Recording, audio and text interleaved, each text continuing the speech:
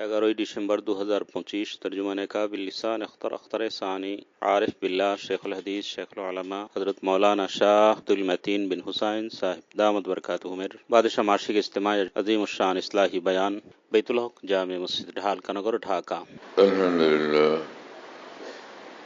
अल्हम्दुलिल्लाह व कफ़ा व सलामुन अला इबादिहिल्लज़ीना इस्तफ़ा अम्मा बअद अऊज़ु बिल्लाहि मिनश शैतानिर रजीम बिस्मिल्लाहिर रहमानिर रहीम या अय्युहल्लज़ीना आमनु इत्तक़ुल्लाह व कूनू मअस सादिक़ीन सदक़ल्लाहु मौलाना अज़ीम। फ़क़ाल रसूलुल्लाह सल्लल्लाहु तआला अलैहि वसल्लम मन इत्तक़ल्लाह आश क़विय्यन असार फ़ी बिलादिही आमिनन। फ़क़ाल अलैहि सलातु वस्सलाम अल बरकतु मा अकाबिरिकुम।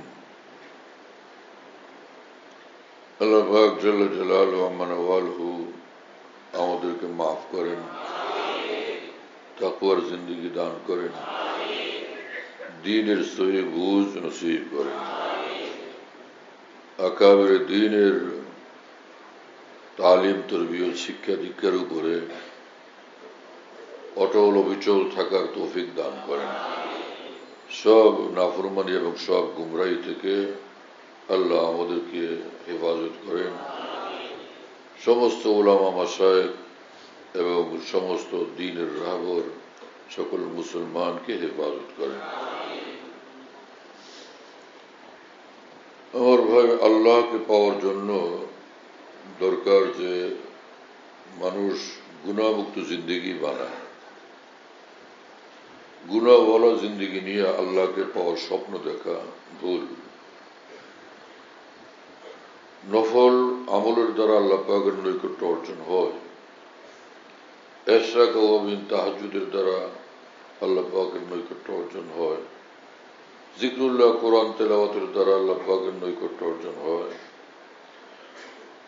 এবং নফল হজ, নফল উমরা, নফল দান সদকা দ্বারা আল্লাহ পাকের নৈকট্য অর্জন হয়। কিন্তু এটা তখন যখন তার মধ্যে ফরজ ওয়াজিব জিন্দা থাকে। যখন ফরজ ওয়াজিব জিন্দা থাকে এবং তাকওয়া থাকে, গুনাহমুক্ত থাকে। আর না হয় ইবনুল কাইয়িম রাহিমাহুল্লাহ বলেন যে ওই হাদিসের প্রসঙ্গে যে কালিমাতানে হাবিবাতানে ইলার রহমান খাফিফাতানে আলাল লিসান সাকিলাতানে ফিল মিজান, দুইটা কালেমা এরকম পড়তে খুব সহজ, জবানে পড়তে খুব সহজ, উচ্চারণে খুব সহজ এবং আল্লাহ পাকের নিকট অত্যন্ত প্রিয়। আর কাল কিয়ামতে মিজান পাল্লা এটা অত্যন্ত ভারী হবে সওয়াবের দিক থেকে। সুবহানাল্লাহি ওয়া বিহামদিহি সুবহানাল্লাহিল আযীম, এই দুই কালেমা।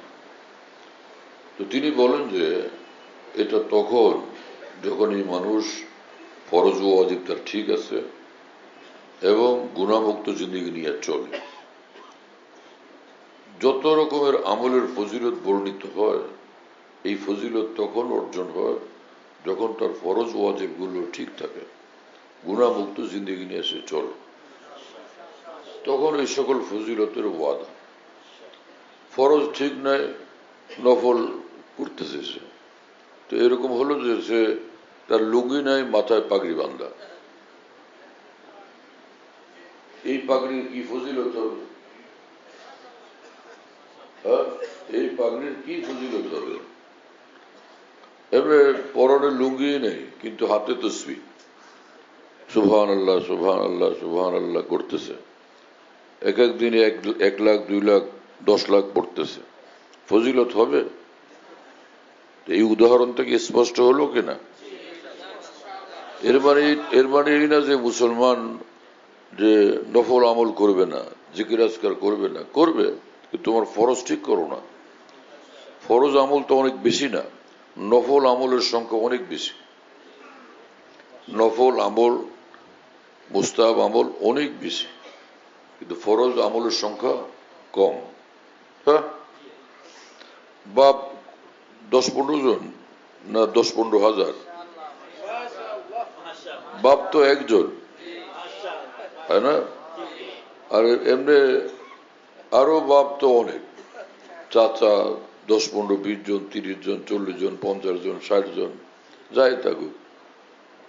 হ্যাঁ, আম্মুর রাজুল সিনবু আবি, হাদিস শরীফে আছে যে রাসূলুল্লাহ সাল্লাল্লাহু আলাইহি ওয়াসাল্লাম বলেন যে চাচা হচ্ছেন বাবার মতো, তাকে সম্মান করা, মহব্বত করা, তার খেদমত করা, সেবা যত্ন করা চাই। তো বাবা কি একজন হয় না হাজার হাজার? কিন্তু একজন বাবাই সে বড় মর্যাদাওয়ালা। বাবা নাই, সে লাঞ্ছিত, অপদস্থ, দুনিয়াতে মুখ দেখানোর উপায় নেই। হ্যাঁ, তো এখন বাবা আছে, তার সব আছে। বাবা থাকলে হাজারো মানুষ তার সঙ্গে আছে, সবাই তাকে মহব্বত করবে, ইজ্জত করবে, তার সম্মান বাড়বে। ইনি আমার চাচা, ইনি আমার খালু, হ্যাঁ, ইনি আমার ভাইরা লাগে, ইনি আমার শ্বশুর লাগে, সবটাই ইজ্জতের জিনিস। কিন্তু বাবা থাকা চাই। বাবা নাই, শ্বশুর আর হাজারো শ্বশুর দিয়ে কি হবে, তাই না? যারও সন্তানের কি ইজ্জত হবে বলো ভাই? বাবা তো জরুরি। এজন্য প্রথম তো ঈমান জরুরি। ঈমান নাই তো কোনো আমলের কোনো মূল্যই নেই, সব বেকার। ঈমানের পরে দরকার যে ফরজ ওয়াজিব ঠিক রাখা আর গুনাহমুক্ত জীবন নিয়ে চলা। এরপরে থোড়া সা আমল করলে সেটার অনেক দাম। থোড়া সা আমল করলে সেটার অনেক দাম।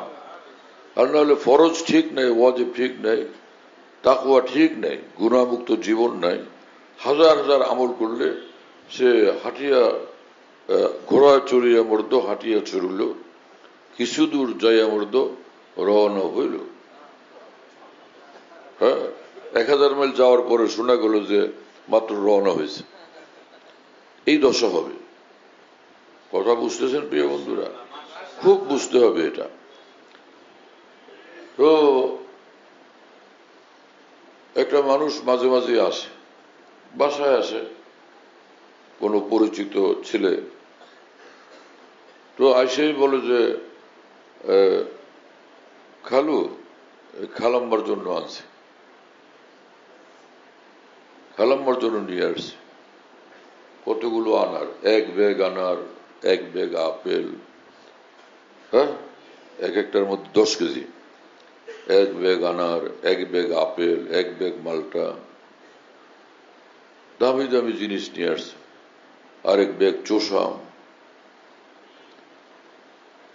তো বাসায় নিয়ে দিল। কি এটা? যে একজন মহব্বত করে আমাদেরকে, তোমার জন্য নিয়ে আসছে।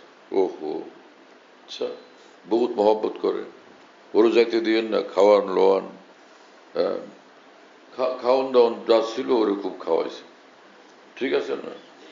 আবার আসে, আবার আসে, আবার আসে, মাসে মাসে আসে। এই লোক খুব মহব্বতের, ঠিক আছে না? তার আমল এরকম, খুব মহব্বতের লোক এখন এগুলি দেওয়ার কারণে। এর ভিতরে হঠাৎ করে ওর বিয়ে হয়েছে ওই বাসায়, ওই মহিলার মেয়ের সঙ্গে বিয়ে হয়েছে। কি কথা বুঝো নাই? আগে আনতো এক ব্যাগ, এক এক ব্যাগ 10-10 কেজি। এখন ওই শাশুড়ি বেচারি পান খায়, জোর দেখায়। আজকাল ওরকম মানে না, ওই কয়েকটা পান নিয়ে আসে, এক কি বলে এটা, পানের সিস্টেম বিড়া, এই আধা বিড়া বা আধা বিড়ারও কম পান নিয়ে আসছে। আধা বিড়া পান একটা বাবা জোরদা নিয়ে আসছে। কথা বোঝেন নেই? আইনে ঘরে পাঠালো, বলে এটা কে আনছে? বললো আমাদের জামাই। আর আমার কত মহব্বত করে, আমার পানের কথা বলো না জামাই। ওই রকম হাজারো ওইরকম হাজার হাজার আপেল, কমলা, আনার, মালটা, হাজার হাজার সে পোলাও, বিরিয়ানি, কোরমা, হাজার হাজার চোষাম, তার চেয়ে আজকের 1 কৌটা জর্দা আর আধা বিরা পানের দাম বেশি। কারণ সে এখন জামাই। গেল 3 মাস 6 মাস আবার জামাই আসছে খালি হাত। এখন কতক্ষণ অপেক্ষা করে শাশুড়ি বলে, এবারে আজকে আমার জন্য পান আনে নেই, জর্দা আনে নেই। মানে এতে বোঝা গেল ওই এক পান আর জর্দার কারণে জামাইয়ের প্রতি তার মহব্বত কতটা বৃদ্ধি পেয়েছে। আমার জামাই আসলে আমার জন্য পান জর্দা নিয়ে আসবে। শুধু সম্পর্কের গভীরতার কারণে ছোট্ট একটা আমলের মর্তবা এত বড়। দুনিয়ার হাজারো মানুষ অলংকার দিছে, কেউ চেইন, কেউ হাতের চুড়ি, হাজার হাজার মানুষ। নিজের স্বামী অথবা নিজের শ্বশুর মদিনা শরীফ গেছিল, ওইখান থেকে একটা আংটি নিয়ে আসছে, তাই না? দিল তো সবারও দেখায়, তা আমার হাজব্যান্ড এই ব্যান্ড বাজানোর জন্য এই যে আংটি আসছে, মদিনা শরীফ থেকে আংটি আসছে। হাজারো মানুষে দিল এত দামি দামি অলংকার, কিন্তু সবচেয়ে ঊর্ধ্বের কোনটা? স্বামীরটা। স্বামীর যে এই জিনিস, সেই বিয়ের সময় দিছিল একটা আংটি, একটা চেইন, পাতলা পুতলা, সেটা এখনো বিয়ের চিহ্ন হিসেবে হেফাজত করে আমার স্বামী আমাকে দিয়েছে। কি কথা বুঝতেছেন প্রিয় বন্ধুরা? হ্যাঁ, তো প্রথম তো সম্পর্ক হলো, এরপরে এক এক জিনিস যা দেয় সেটা দামি, এক এক জিনিস যা দেয় সেটা দামি। ফরজ ওয়াজিবের মাধ্যমে, গুনাহ ত্যাগের জিন্দেগির মাধ্যমে আগে আল্লাহর সঙ্গে সম্পর্ক হওয়া চাই, ফের ছোট আমল করলে সেটা অনেক দামি। ছোট আমল করলেও সেটা অনেক দামি, অনেক মূল্যবান।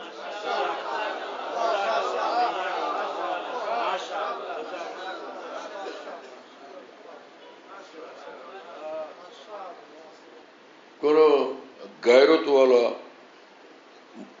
মেয়ে মানুষ একজনের তার জন্য নিয়ে আসছে হাতের চুড়ি,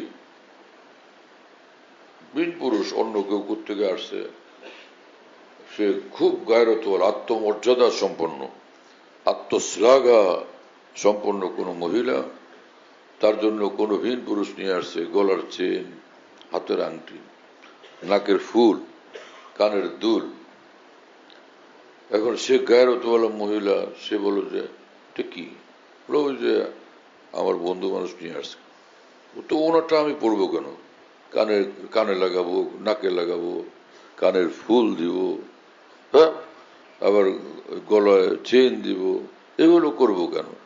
তুমি নিয়ে আসতা ছোট্ট একটা আংটি, সেটা আমার জন্য অনেক ভালো ছিল, সেটা অনেক দামি জিনিস ছিল।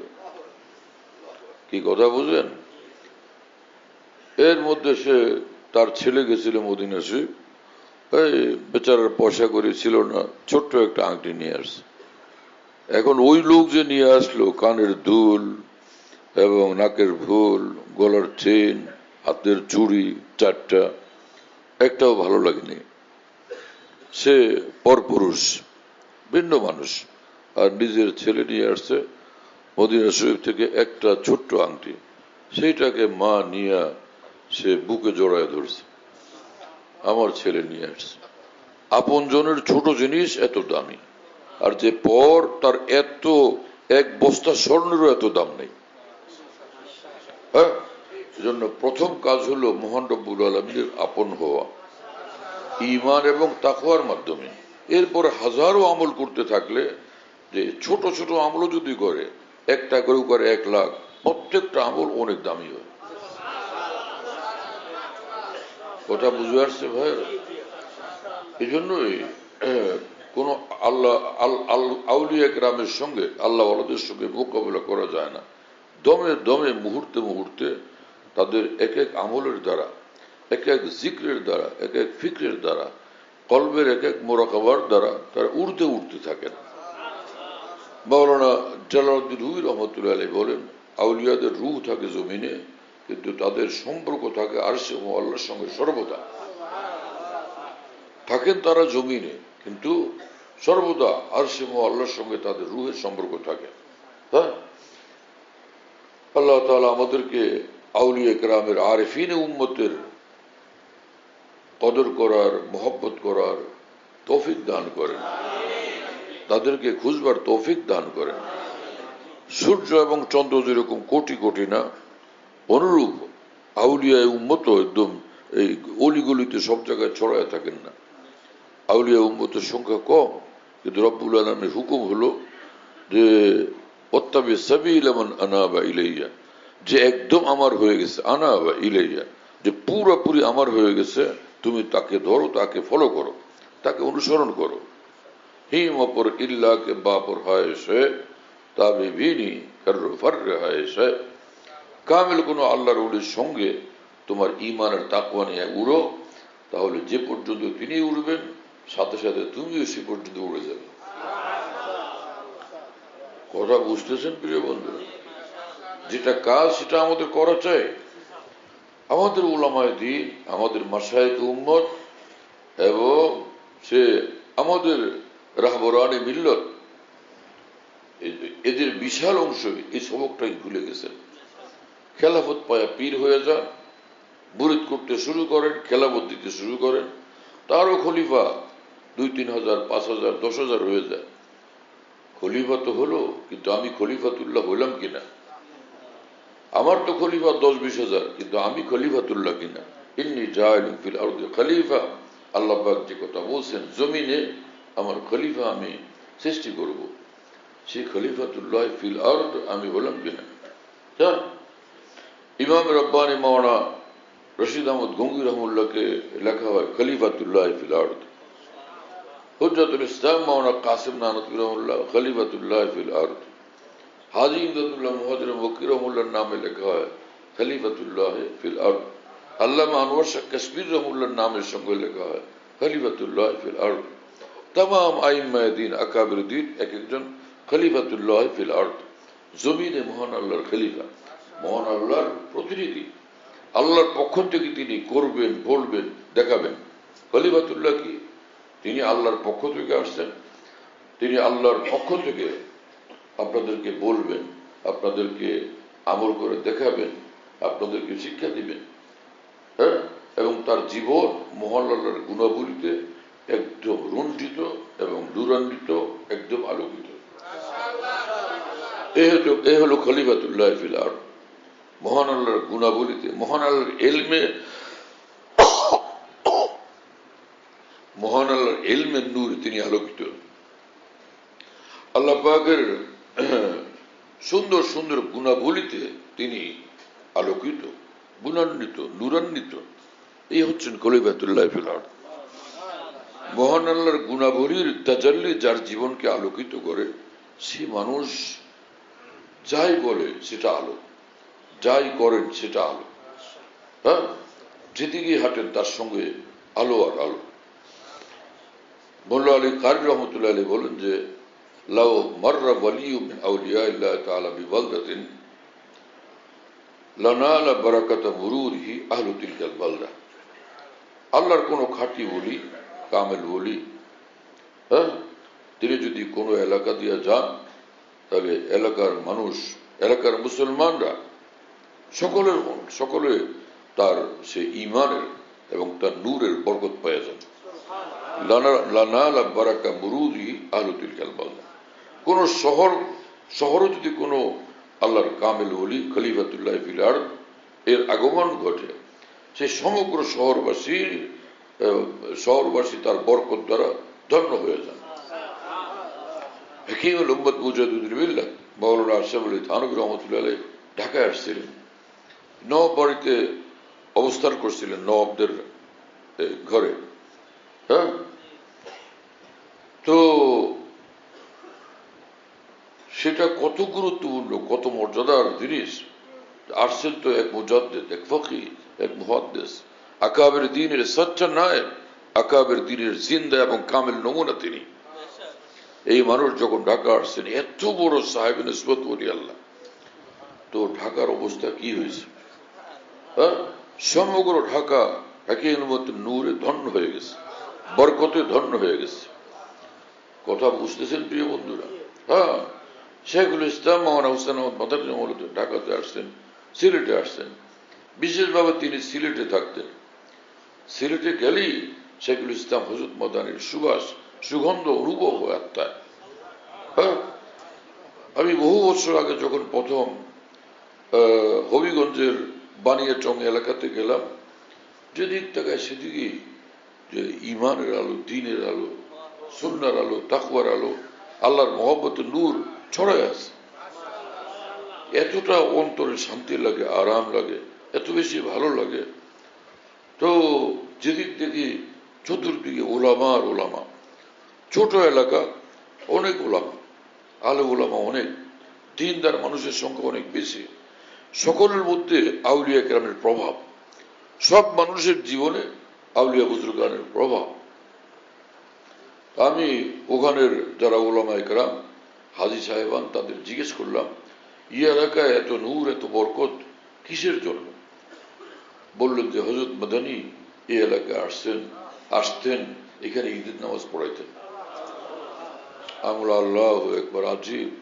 সমগ্র সিলেটে হযরত মাদানী দীর্ঘকাল থাকছেন এবং হযরতের বিচরণ ছিল আলোময় বিচরণ, যার কারণে সমগ্র সিলেট জুড়ে হযরত মাদানীর ভীষণ বরকত অনুভব হয়। হ্যাঁ, চেরাগেরা কে ইজ্জত বর ফুরুজত হারা কাস্তুফ জানাত রিশাস বুজুসাত বুসুজাত। যে চেরাগ আল্লাহ নিজে জ্বালান, যে চেরাগ আল্লাহ পাক নিজে জ্বালায় দেন, সেটাকে যারা নিভাইতে চেষ্টা করে তারা ধ্বংস হয়, লাঞ্ছিত হয়, অপদস্থ হয়, ক্ষতিগ্রস্ত হয়। এজন্য আউলিয়া কেরাম বুজুর্গানের দ্বীনকে নিয়ে কারো উচিত না তামাশা করা। হ্যাঁ, কিন্তু আফসোসের কথা হলো আমাদেরই উলামা তোলাবাদের মধ্যে, মাশায়েখের মধ্যে একটা দল আছে যারা যে অনাকাঙ্ক্ষিত গ্রুপিংয়ে অভ্যস্ত, বরং বলা চলে অভিশপ্ত গ্রুপিংয়ে অভ্যস্ত। আমার হুজুর, আমার হুজুর, আমার কেবলা, আমার দল, আমার পার্টি। নিজের শেখকে, নিজের বুজুর্গকে এত অতিমাত্রায় উচ্চে উঠানো হয়, আরেকজনের বিরুদ্ধে সমালোচনা করা হয়, তুচ্ছ তাচ্ছিল্য করা হয়। এর দ্বারা নিজের দ্বীন জিন্দেগিকে বরবাদ করা হয়। মান আদা আলী ওয়ালিয়ান ফাকাদ আযানতু বিল হারব। হাদিসে কুদসিতে রব্বুল আলামিন বলছেন, আমার কোনো ওলির সাথে যে দুশমনি করবে, দুশমনের আচরণ করবে, আমি তার বিরুদ্ধে যুদ্ধের ঘোষণা দিলাম। এই হাদিসে কুদসির কারণে আকাবির দ্বীন, উলামায়ে দ্বীন বলেন, আল্লাহর কোনো ওলির সঙ্গে বেয়াদবি গুস্তাখি করলে সে কাফের হয়ে মরার আশঙ্কা, বেঈমান হয়ে মরার আশঙ্কা, চাই তোর যত ইলম আমল থাকুক না কেন। কারণ আল্লাহর ওলির সঙ্গে তুমি গুস্তাখি, বেয়াদবি করছো, তাকে তুমি আঘাত করছো, কষ্ট দিছো। হাতিকে ঢিল ছুড়লে হাতি বরদাস্ত করতেই থাকে, হাতি নড়ে চড়ে না, মাথা তুলেও দেখে না কে ঢিল ছুড়ল।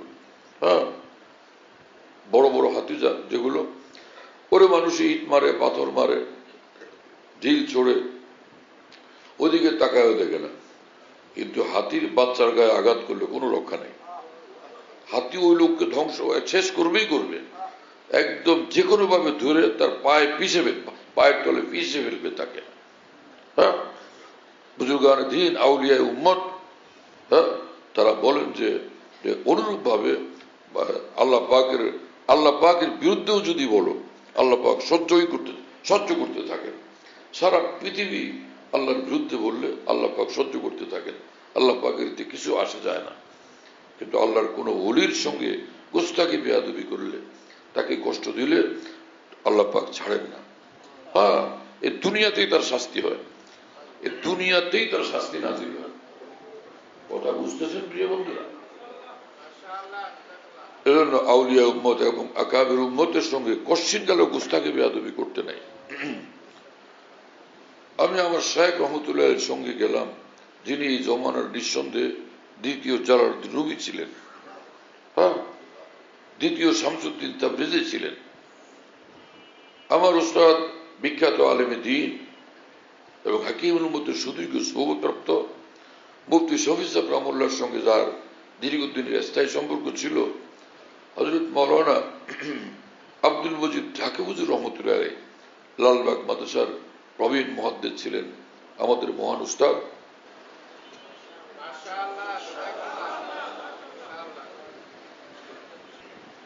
তুই খেয়াল রাখবেন না কি বলতেছিলাম, কোথা থেকে ঘুরতেছিলাম? হ্যাঁ, রাঘব হুজুর তো এখন বললাম, তার পূর্বে কি ছিল? হ্যাঁ হ্যাঁ, এত বেহুশ হয়ে থাকো কি জন্য? যাদের মাথা দুর্বল তারা একটু পিছনে থাকো, হ্যাঁ, দেমাগ তাজা তারা কাছে থাকো। লক্ষ্মীপুরে গেলে এক আলেম আছেন মাওলানা নিসারউদ্দিন, তার মাথা দেমাগ খুব তাজা, জিজ্ঞেস করলে স্টেশন বাতলাই দেয় ফওরান। তোমরা তোমাদের দেমাগ এই জোয়ান বয়সে বুড়ার বাপ হয়ে গেছো, বরং বুড়ার দাদা। তো আমার উস্তাদ হযরত মাওলানা আব্দুল মজিদ ঠাকুর রহমতুল্লাহ আলাইহি, তিনি আমাকে বলছেন এই ঢালকানগরে, আমি যাইতেছিলাম ওই মহল্লার দিকে, হুজুর ওই বাইতুল উলুম মাদ্রাসা থেকে আসতেছিলেন এদিকে।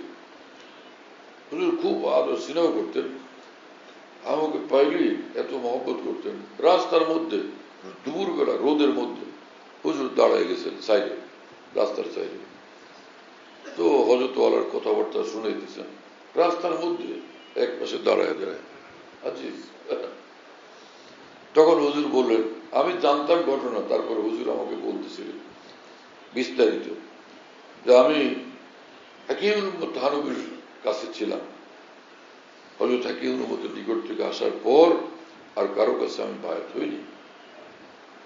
মুখে হাত দিয়েছে কোনো, হাত নামায় বসে সোজা হয়ে। তো কার কাছে বায়াত হই? কারোর সঙ্গে আমার দিল মিলে নেই। বায়াত হওয়ার জন্য দিল মিলা চাই, সরকারি ভাবে গিয়ে বায়াত হওয়ার খেলাফত পাওয়া কি জাহালত, কি জঘন্য মূর্খতা, জীবনকে নষ্ট করার এই সকল কর্মকাণ্ড। দিল মিলে না, খালি খেলাফতের আশায়, বড় হুজুরের সঙ্গে সম্পর্কের আশায় এভাবে বায়াত হয়, সহি না এটা। বায়াত তার কাছে হওয়া চাই যার সঙ্গে দিল মিলে, যেটাকে মুনাসাবাত বলে।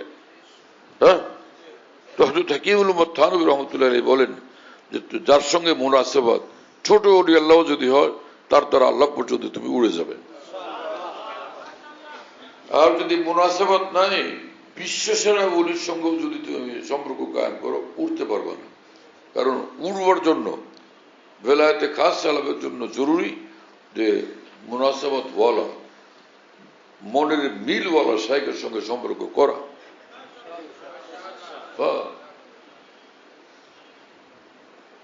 তো হুজুর বলতেছিলেন যে ভাই, হযরত লালবাগ মাদ্রাসায় আসলেন ইংরেজি 80 সালে।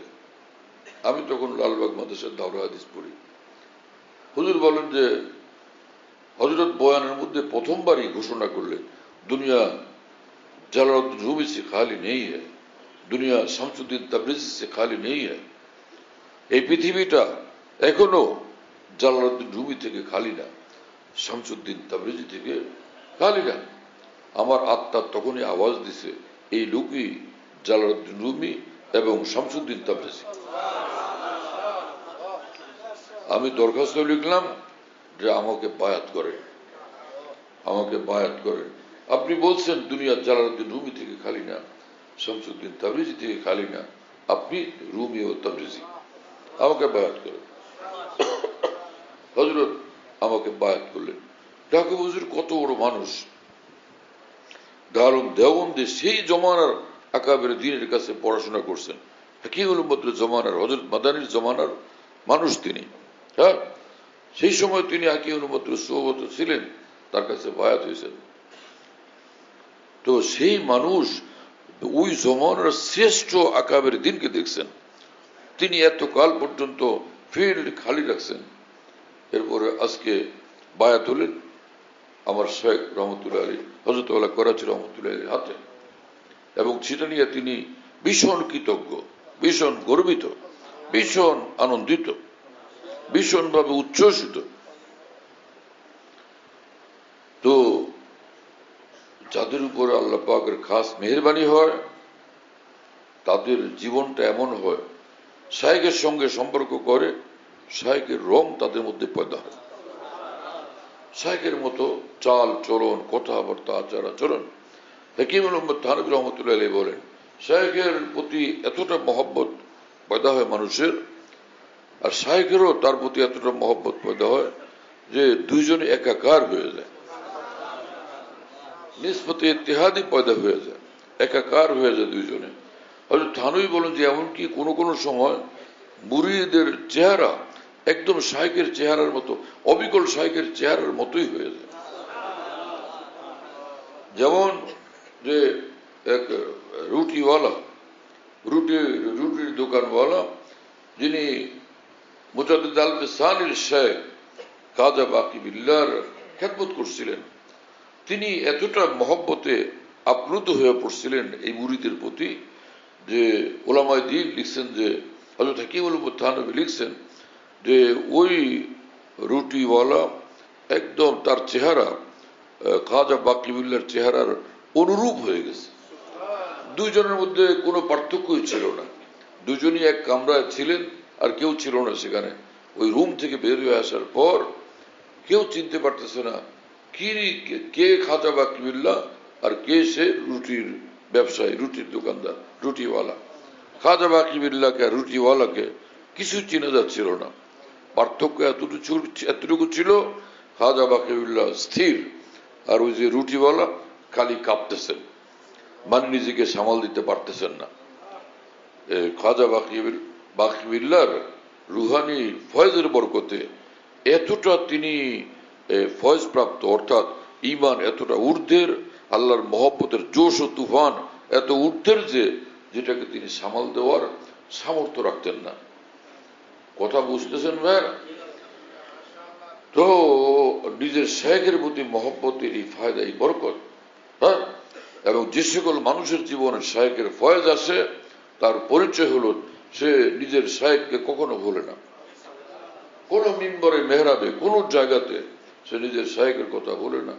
শায়েখকে পৃথিবীতে নিজের শ্রেষ্ঠ মহসেন মনে করে, সবচেয়ে বড় মহসেন মনে করে, হ্যাঁ, যে আমার উপরে সবচেয়ে এহসানকারী, যিনি আমাকে মহান আল্লাহর সঙ্গে জুড়ে দিয়েছেন, মহান আল্লাহর সঙ্গে মিলিয়ে দিয়েছেন। কথা বুঝতেছেন প্রিয় বন্ধুরা? তো দেখেন হাকিম আমার শায়েখ রহমতুল্লাহ আলাইহির মেজাজ কি ছিল। আকাবের দিনের এত আশেক দেওয়ানা। তিনি তো হাকিমুল উম্মতের বিখ্যাত খলিফা শাহ আব্দুল গনি ফুলপুর রহমতুল্লাহ আলাইহির সঙ্গে একটানা 17 বছর ছিলেন। 17 বছর আল্লাহর জন্য ছিলেন, আল্লাহকে পাওয়ার জন্য ছিলেন। হ্যাঁ, হযরত হাকিমুল উম্মত থানভী বলেন, আমি আল্লাহর কসম করে বলি যে আল্লাহকে চাইছে সে আল্লাহকে পেয়ে গেছে। তুমি চাও নাই সেজন্য পাও নাই। আহে মনগর আসরে দাশতে ইয়ার বুকোয়াম গুজারে দাশতে। আমার অন্তরে আল্লাহকে পাওয়ার সত্যিকার ব্যথা যদি পয়দা হইতো, নিশ্চয় প্রিয় মাওলাকে এই হৃদয়ে আমি পেয়ে যেতাম, নিশ্চয় প্রিয় মাওলাকে এই হৃদয়ে আমি পেয়ে যেতাম। ইয়ার বুকোয়াম গুজারে দাশতে। তো কি মানুষ আমার সাহেব! হ্যাঁ, হযরতের যে মাওয়াজ দর্দ মোহাম্মত বা যত বলফুজাত মাওয়াজ পড়লেই দেখবেন শাহ আব্দুল গনি ফুলপুর রহমতুল্লাহর নাম, হযরত মৌলানা শাহ আবরুল হোসেন রহমতুল্লাহর নাম, হ্যাঁ, হাকিমুল উম্মত মৌলানা আশরাফ আলী থানভী রহমতুল্লাহর নাম। এই সিলসিলার, অর্থাৎ আমাদের বুজুর্গানের সিলসিলার আকাবের দ্বীনের নাম। এই ছিল আমার শায়েখের জিন্দেগি। আর কথাও কি বাস্তবতা, বাস্তব জীবনটা তার জবানের উচ্চারণতা এবং হৃদয়ের অনুভূতি, উপলব্ধিওতা, ব্যাকুলতাও তা। কি ভাষা আমার শায়েখ রহমতুল্লাহর! মেরি जिंदगी का हासिल मेरी जीस्त का सहारा, तेरे आशिकों में जीना तेरे आशिकों में मरना। হে আল্লাহ, আমার সারা জীবনের সারবত্তা সারাংশ এই আপনার দেওয়ানাদের সঙ্গে থাকছে। আমার জীবন, আমার মরণ আপনার আউলিয়াদের সঙ্গে, আপনার দিওয়ানাদের সঙ্গে। मेरी जिंदगी के हासिल मेरी जीस्त का सहारा। এই আউলিয়াদের সঙ্গে থাকা, এটা আমার পরিচয়। আমি আউলিয়াদের গোলাম, আমি আউলিয়াদের অনুসারী, আমি আউলিয়াদের সঙ্গী, হ্যাঁ, আমি মহান আউলিয়াদের উপর জীবন উৎসর্গকারী এবং তাদের বরকতে আমি বেঁচে আছি, তাদের সঙ্গে নূরের মধ্যে আমি বেঁচে আছি। মেরি জিজ কা সাহারা, তাদের সঙ্গ এবং তাদের সোহবতের যে নূরের মধ্যে আমি জিন্দা আছি। হ্যাঁ, তো এবং তিনি বলেন যে মুঝে কুছ খবর নেই থি তেরা দর্দ ক্যা হ্যায় ইয়ার, তেরে আশিকোं से सीखा तेरे संग दर पे मरना। আমি জানতাম না হে আল্লাহ কি আপনারা কি জিনিস আপনার ভালোবাসা, আপনার ভালোবাসার ব্যথা কি, তড়প কি, সেটা আমার জানা ছিল না।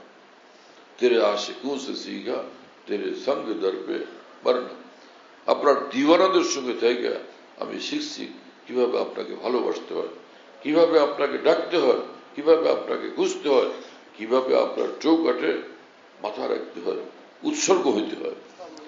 এটা আমি শিখছি দিওয়ানাদের কাছে। কি কথা, ভাষা কি, আল্লাহু আকবার। এগুলোকে এলহাম বলে।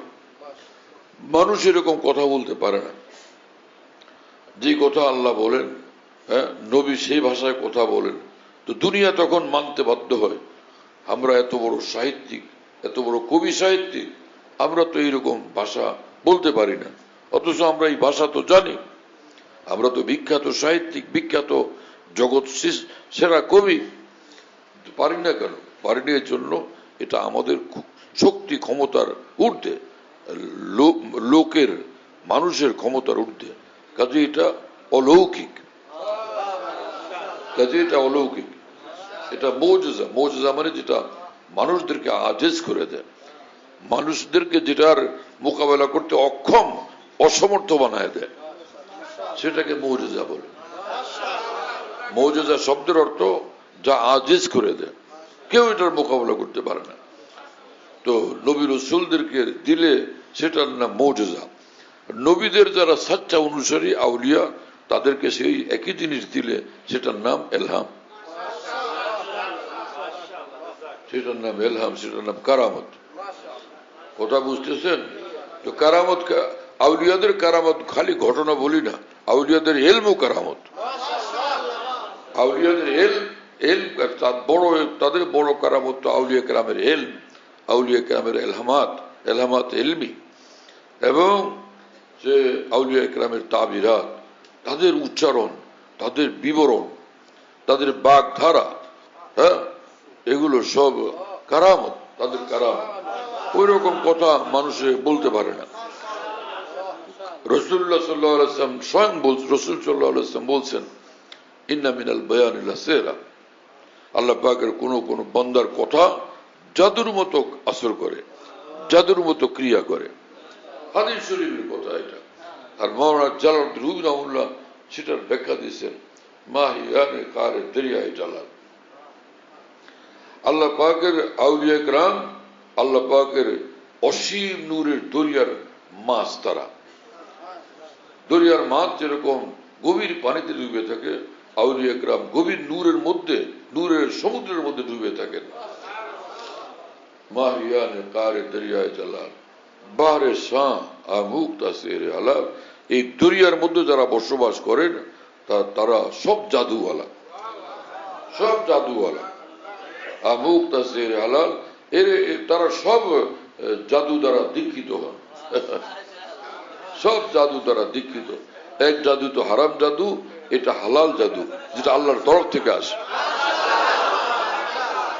এই জাদু মহান আল্লাহ তাদেরকে দান করেন।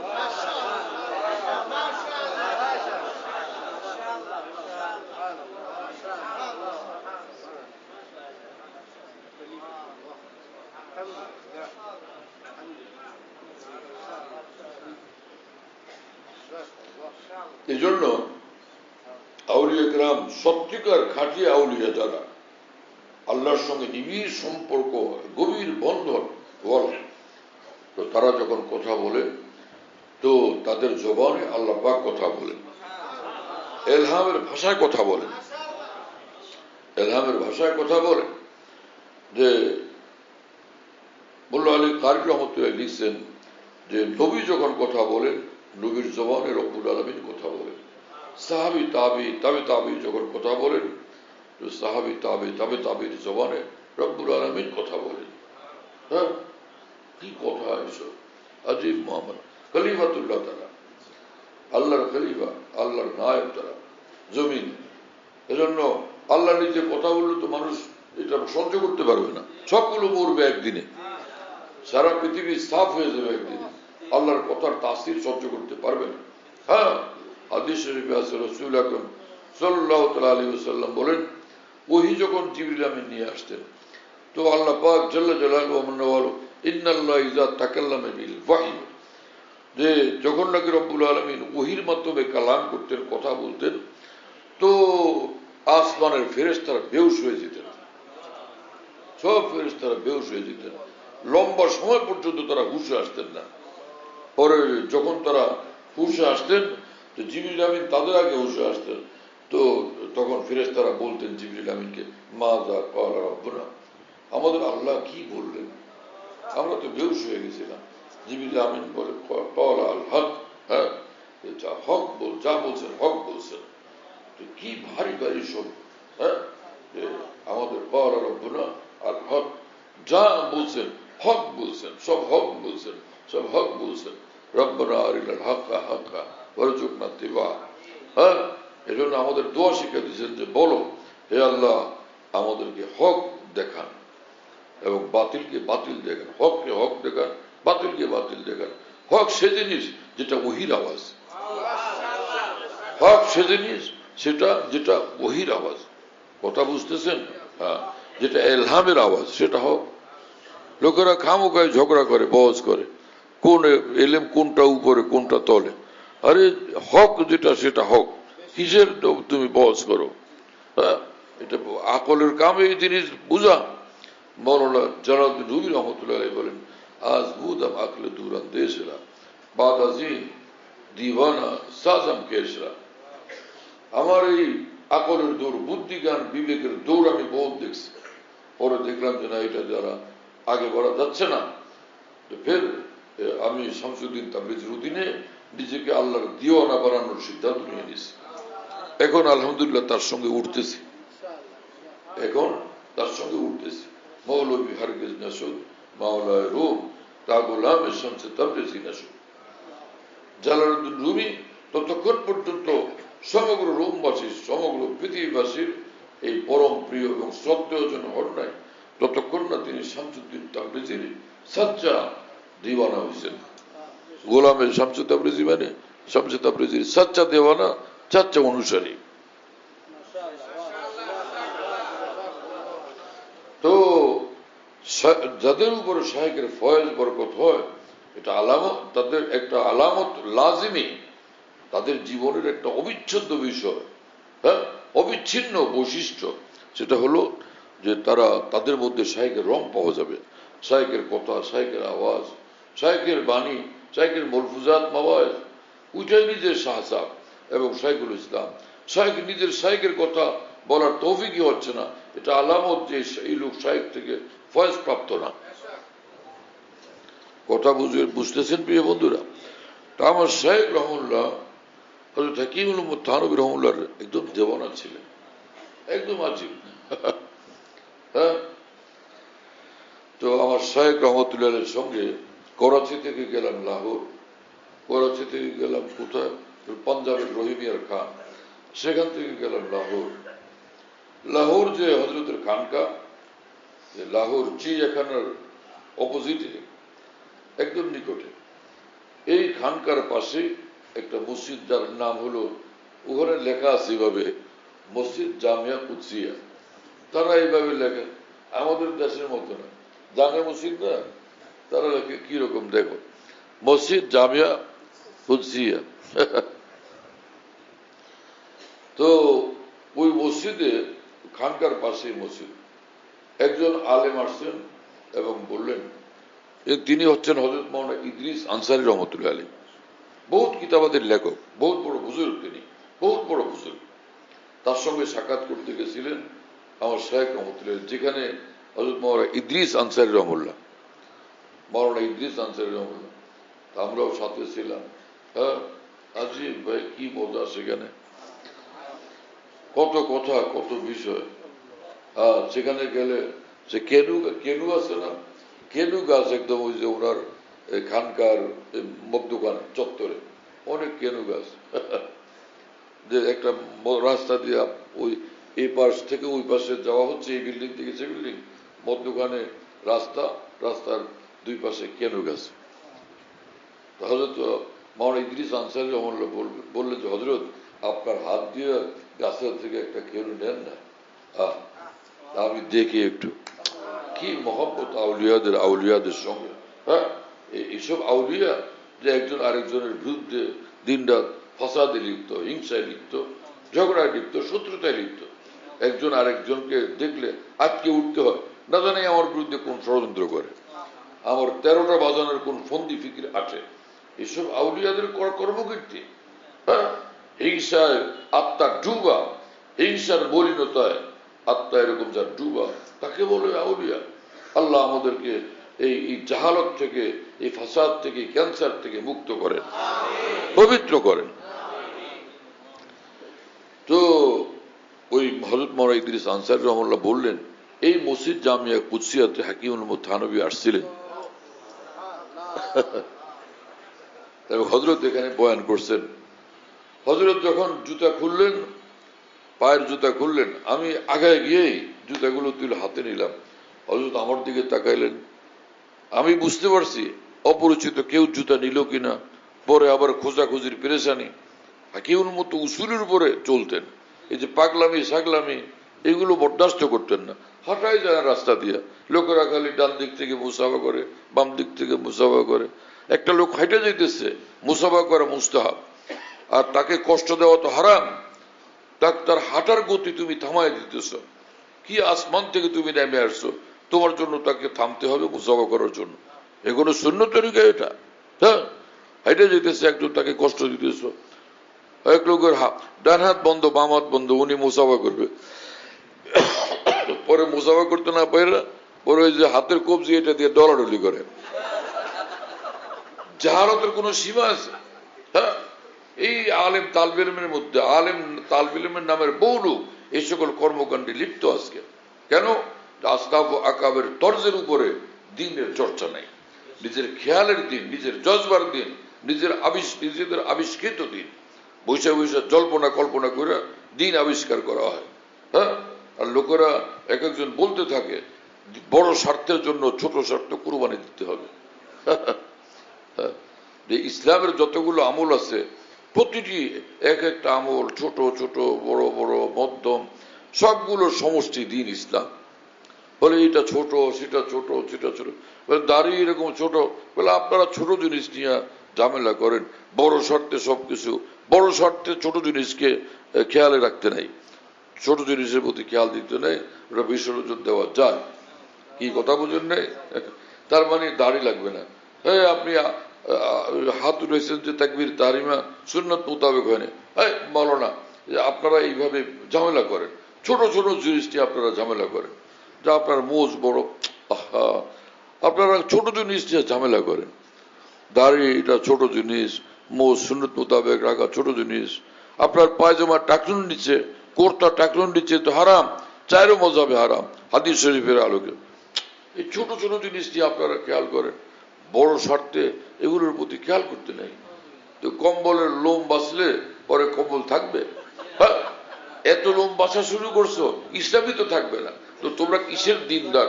পাকা বদ্দিন তোমরা, ভয়ঙ্কর বদ্দিন তোমরা। দিনের কোনো আজবত শ্রদ্ধা তোমাদের অন্তরে নেই। হ্যাঁ, দিনের প্রতি কোনো আজবত, কোনো শ্রদ্ধাবোধ তোমাদের অন্তরে নাই। থাকলে এই কথা কেন বলো? হ্যাঁ, শ্রদ্ধাবোধ বিলকুল নেই তা তো না, আছে কিছু। সেটা হলো যে ইমানের প্রতি তোমাদের শ্রদ্ধাবোধ আছে, এজবালি ভাবে কোরআনের প্রতি শ্রদ্ধাবোধ আছে, আল্লাহর প্রতি শ্রদ্ধাবোধ আছে, রসুলের প্রতি শ্রদ্ধাবোধ আছে, তবেই তো তোমরা মুসলমান। আর না হলে তো কাফিরই হয়ে যেতা। হ্যাঁ, কিন্তু এতটুকু শ্রদ্ধাবোধ যথেষ্ট নয় আল্লাহর কসম জান্নাতে যাওয়ার জন্য। এতটুকু শ্রদ্ধাবোধ যথেষ্ট নয় যে দিনের বিন্দু বিন্দুর প্রতি শ্রদ্ধাবোধ, আল্লাহর কসম জরুরি যদি তুমি সচ্চা মুসলমান হও এবং তুমি নিষ্কণ্টক ভাবে জান্নাতে যেতে চাও।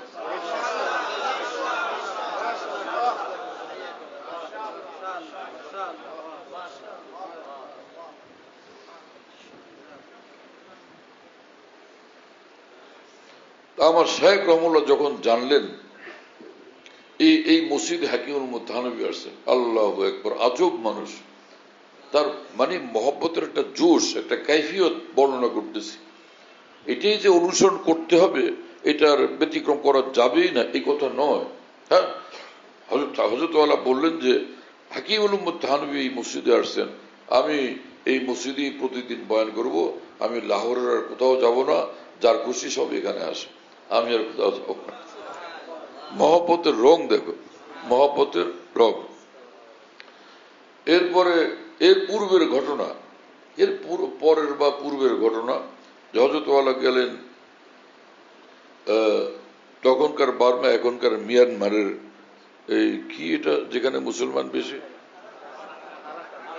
আর আর না আরাকান না, রেঙ্গুন, রেঙ্গুন, রেঙ্গুনে অনেক মুসলমান এবং বড় বড় ব্যবসায়ী মুসলমান, মাশাআল্লাহ।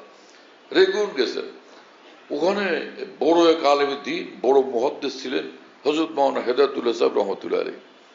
বড় আলেম, দারুল দেওবন্দের পুরানা বুজুর্গানের তিনি শাগরিদ। শাগরিদ মানে বাংলাটা, কারণ উর্দুতে ফার্সিতে শাগিরদ বলে, এই জন্য বললাম শাগরিদ যেটা বাংলাটা।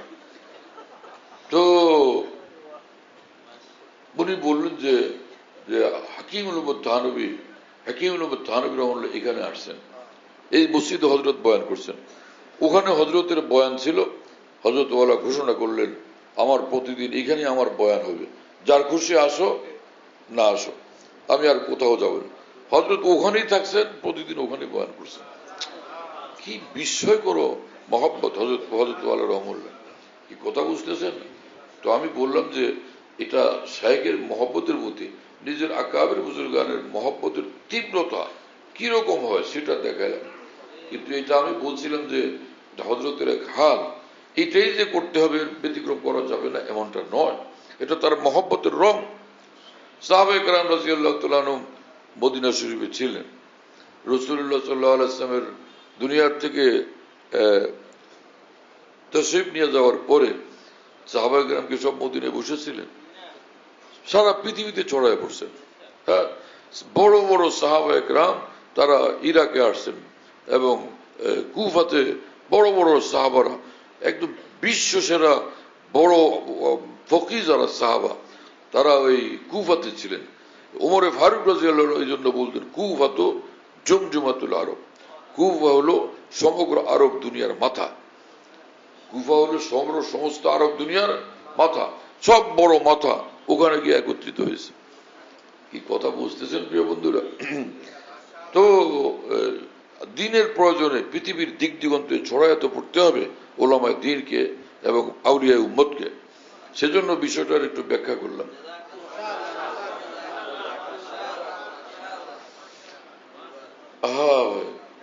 তো প্রথম কাজ তো এই যে আমরা তাকওয়ার উপর চলি। হ্যাঁ, তাকওয়ার উপর চলবো সকলে ইনশাআল্লাহ। আল্লাহ তাআলা কবুল করেন। হয় তাকওয়ার উপরে চলা মানে তাকওয়ার উপরে চলে একদম আল্লাহওয়ালা হয়ে যাও, আল্লাহকে নিয়ে থাকবো, আল্লাহকে নিয়ে বাঁচবো। হ্যাঁ, আল্লাহকে খুশি করে ফের মরে যাবো দুনিয়ার থেকে। ওয়ালা তামুতুন্না ইল্লা ওয়া আনতুম মুসলিমুন, একদম আপাত মস্তক পূর্ণ আমার হয়ে ফের মরো, এছাড়া মরবা না। কি কথা রব্বুল আলামিন, ওয়ালা তামুতুন্না ইল্লা ওয়া আনতুম মুসলিমুন অর্থ কি? ডাক দিয়েছেন শুধু রব্বুল আলামিন ইয়া আইয়ুহাল্লাযিনা আমানু বলে, হে ঈমানওয়ালারা। ঈমানওয়ালা তো সে আছে, তো মুসলমান না হয়ে মরবা না, তার অর্থ কি?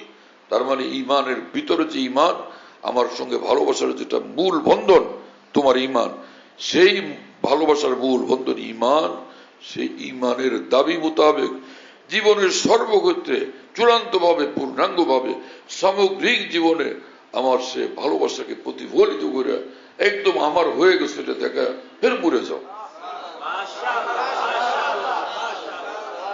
ওয়ালা তামুতুন্না ইল্লা ওয়া আনতুম মুসলিমুন। হ্যাঁ, আমরা মাদ্রাসায় পড়ি এবং পড়ে এই কোন রকম অনুবাদ শরীফ আর ব্যাখ্যা শরীফ। হ্যাঁ, অনুবাদ শরীফ আর ব্যাখ্যা শরীফ কোরআন, অনুবাদ শরীফ ব্যাখ্যা শরীফ কোরআন, এটা নিয়ে সন্তুষ্ট। এইটুকু দিয়ে এক একজন মুফাক্কির ইসলাম একজন আল্লামা, এক একজন শাইখুল ইসলাম হয়ে যায় আমরা। হ্যাঁ, আরে ভাই, কোরআনের গভীরে পৌঁছতে হবে, কোরআনে পাকের গভীরে পৌঁছতে হবে। যত এলম সমস্ত নবীদেরকে আল্লাহ পাক দান করছেন, এক মুহাম্মদুর রাসূলুল্লাহ সাল্লাল্লাহু আলাইহি ওয়াসাল্লামকে আল্লাহ পাক সব এলম দান করছেন, সবটাই কোরআনের মধ্যে আছে। সমস্ত এলেমে কোরআনের মধ্যে আছে। কথা বুঝতেছেন প্রিয় বন্ধুরা? হ্যাঁ, জামিউল উলুম ফিল কুরআনে ওয়া ইন্নামা তাকাসারাত আনহু আফহামুর রিজাল। এই শের আমি একবারই দেখছিলাম জিন্দেগিতে। হ্যাঁ, কোন জায়গায় দেখছি, মনে হয় আল বালাগাতুল ওয়াজিয়ার মধ্যে দেখছি কিনা, খুঁজে তো ওখানে পাওয়া যায় কিনা। আরবিয়া কিতাবে জিন্দেগিতে একবার এই শের দেখছিলাম, বড় মজা লাগছিল। জামিউল উলুম ফিল কুরআনে, হ্যাঁ, সমস্ত ইলম আল্লাহর দ্বীনে সব ইলম কোরআনের মধ্যে আছে। হ্যাঁ, ওয়া ইন্নামা তাকাসারাত আনহু, দুই নুসখা আছে, দুই রকম বর্ণনা আছে। হ্যাঁ, ওয়া ইন্নামা তাকাসারাত আনহু হিমামুর রিজালে ওয়া ফি নুসখাতিন আফহামুর রিজালে। না, মানুষের জ্ঞান বুদ্ধি সেটাকে উদ্ধার করতে অক্ষম। হ্যাঁ, অথবা মানুষের এতটা হিম্মত নাই যেটাকে উদ্ধার করতে পারে। আজীব হলো যে কিয়ামত পর্যন্ত কোরআনের ভিতর থেকে উরূপ বয়ান হইতেই থাকবে, মায়ের বয়ান হইতেই থাকবে, তবুও শেষ হবে না, তবুও শেষ হবে না। হ্যাঁ, যে কোরআন শরীফে আল্লাহ পাক সেই কথা বলছেন না,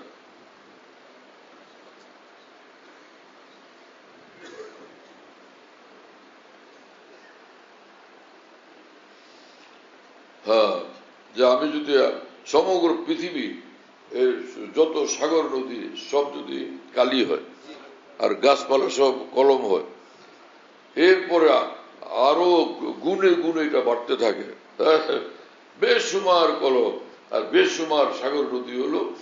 আর এত কালি দিয়া এত কলম দিয়া আমার কথা লিখতে থাকলো লোকেরা। মা নাফিদাত কালিমাতুল্লাহ, কোশ্চিন গেল আল্লাহ পাকের কালাম, আল্লাহ পাকের কালামের কথা শেষ হবে না কোনোদিন। বড় সে আয়াত,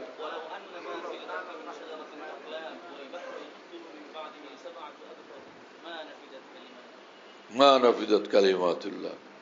সুবহানাল্লাহ, আল্লাহ পাকের কালাম ভাই, সুবহানাল্লাহ। হ্যাঁ, জরুরি মানুষ যে নাহু, সরফ এবং লুগাত, আদব, মানে আরবি সাহিত্যের ব্যাপারে ভীষণ পাকা হওয়া, অত্যন্ত মজবুত হওয়া, এই জন্য মেহনত করে পড়তে হয়। হ্যাঁ, কিন্তু আমাদের আকাবের দারুল দেওবন্দের যে নেশাব, সেই নেশাবের প্রতি অশ্রদ্ধা, অভক্তি এবং বিতৃষ্ণা এবং অনীহা, এটা বড় দুঃখজনক, বেদনাদায়ক এবং এটা অত্যন্ত আপত্তিকর। কারণ এই দারুল দেওবন্দের আকাবের নেশাবের যে সাহিত্য আছে, আরবি সাহিত্য, সেটা পড়েই আল্লামা জাফরুল উসমানের মতো এত বিশ্বকাপনো আলেম দিন পয়দা হয়েছেন, আল্লামা শাব্বির আহমদ উসমানের মতো বিশ্বকাপনো আলেমে দিন পয়দা হয়েছেন। হ্যাঁ, আল্লামা আনোয়ার শাহ কাশ্মীর রহমুল্লাহর মতো এইরকম যার অপ্রতিদ্বন্দ্বী আলেমে দিন পয়দা হয়েছেন, শাইখুল ইসলাম মাওলানা হোসেন আহমদ মাদানির মতো বিশ্বকাপনো এত বড় মুহাদ্দিস পয়দা হয়েছেন। হ্যাঁ, আর হযরত মাওলানা খলিল আহমদ সাহারানপুরের মতো এত বিখ্যাত আলেমে দিন, মুহাদ্দিস এবং ফকিহ পয়দা হয়েছেন। কথা বুঝতেছেন প্রিয় বন্ধুরা? আকাবের দিনের সেই আরবি সাহিত্যের যে নেশাব, সেটাকে এখন মনে করা হয় এটা একটা মিসকিন নেশাব, এটা দিয়ে কিছুই করা যায় না। এগুলো বলো ভুল ধারণা, অন্ধ চক্ষুর আলোচনা। এগুলো অন্ধ চক্ষুর আলোর বয়ান, সেটা আন্দা চোখের আলোর বয়ান। আন্দা চোখ দিয়ে দেখে কি? আকাবের, মহান আকাবের দিন, বিশ্বসেরা উলামায়ে দিন, আরবি সাহিত্য, কোরআন সুন্নাহর আমার উস্তাদ লালবাগ মাদ্রাসার হযরত মাওলানা আব্দুল সাহেব দামাত বরকাতুহু হুজুর বলতেন, আমরা হচ্ছে ব্যবসা বাণিজ্যের আরবি পড়াই না, চাকরি, হুজুর বলতেন চাকরি বাকরির আরবি পড়াই না, কোরআন সুন্নাহ বুঝবে সে আরবি আমরা আমাদের মাদ্রাসাগুলোতে পড়াই। আমাদের দেওবন্দি মাদ্রাসাগুলোতে কোরআন সুন্নাহ বুঝবে যে আরবি দিয়া, সে আরবি আমরা পড়াই। হ্যাঁ, আর মাওলানা মুফতি শহীদুসাল্লাম কই গেল? হ্যাঁ, যে দারুল দেওবন্দের বিখ্যাত মুহাদ্দিস হযরত মাওলানা সাইদ আহমদ পালনপুর রহমতুল্লাহ আলাইহি, যিনি দারুল দেওবন্দের শেষ জীবনে শাইখুল হাদিস ছিলেন, তিনি বলতেন হাম দোকানদার नहीं বানাতে, তাই না? হাম দোকানদার नहीं বানাতে, আমরা এই দারুল দেওবন্দের দোকানদার পয়দা করি না। যা এমন কিছু পড়াই দোকানদার তৈরি করি। আমরা দোকানদার পয়দা করি না। আলেমদ্দিন নায়েব রসুল হয়, সেই নেশাব আমাদের এখানে, সেই মেহনত আমাদের এখানে, সেই ফিকির আমাদের এখানে।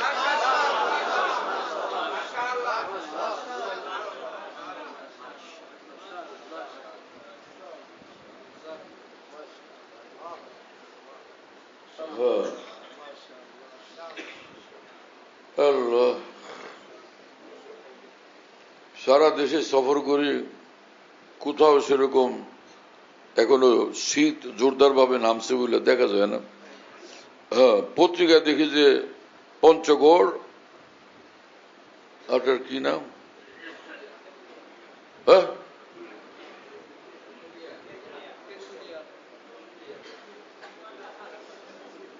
জানো না কিছু, খালি হয়েছে। ওদিকে আরেকটা জেলা আছে কি জানি,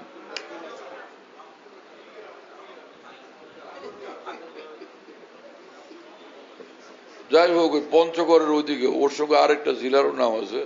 ওইখানে একটাতে হলো 10.4, আরেকটাতে 11.4। এগুলো আমরা দেখি। বাকি যত জায়গায় সফর করলাম সব জায়গায় দেখি যে ভাই ফ্যান দরকার, এই ফ্যান দরকার। আর কোন কোন জায়গায় দেখা গেছে যে এসিও দরকার, যদিও সেটা 26 বা 27 এরকম থাকে, তাহলে তো একটু আরাম লাগে। যে এই সফর করে ঢাকায় আসলাম, দেখলাম যে সে আগের দশা, ফ্যানও চালাও আর 26-এ দাও এসি। এই কিন্তু আমাদের মসজিদের এখানে ওনারা সিদ্ধান্ত নিয়েছেন যে এসি বন্ধ হয়েছে, তখন কাপড় দিয়ে বাঁধা রাখছে। নভেম্বর মাস আসলে মনে করা হয় যে এখন এসি বন্ধ থাকবে, মানে শীত আরম্ভ হয়েছে এবং গরম শেষ হয়ে গেছে, হ্যাঁ না? যে নভেম্বর মানে আলোচনার মাধ্যমে এটা সিদ্ধান্ত হয় যে শীত আসছে।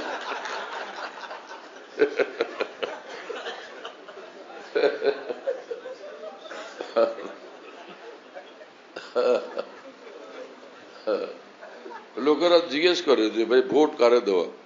আমি বলি ভোট ভালো মানুষের দিয়ে। হ্যাঁ, ভোট দিবেন ভালো মানুষকে, নষ্ট মানুষকে ভোট দিবেন না, সোজা কথা। ভালো মানুষকে ভোট দিবেন, নষ্ট মানুষদেরকে ভোট দিবেন না। হ্যাঁ, যেগুলির মাথা নষ্ট এরকম একটারও ভোট দেওয়া যাবে না। কথা বুঝো না? আর কি বলবো, যেগুলার মাথা নষ্ট, আত্মা নষ্ট, জ্ঞান বুদ্ধি নষ্ট, জীবন নষ্ট, এইরকম কাউকে ভোট দেওয়া যাবে না। ভালো মানুষকে ভোট দিয়ে। যেগুলোর চরিত্র নষ্ট, নীতি আদর্শ নষ্ট, এগুলোর ভোট দেওয়া যাবে না। ভোট দিবেন ভালো মানুষকে।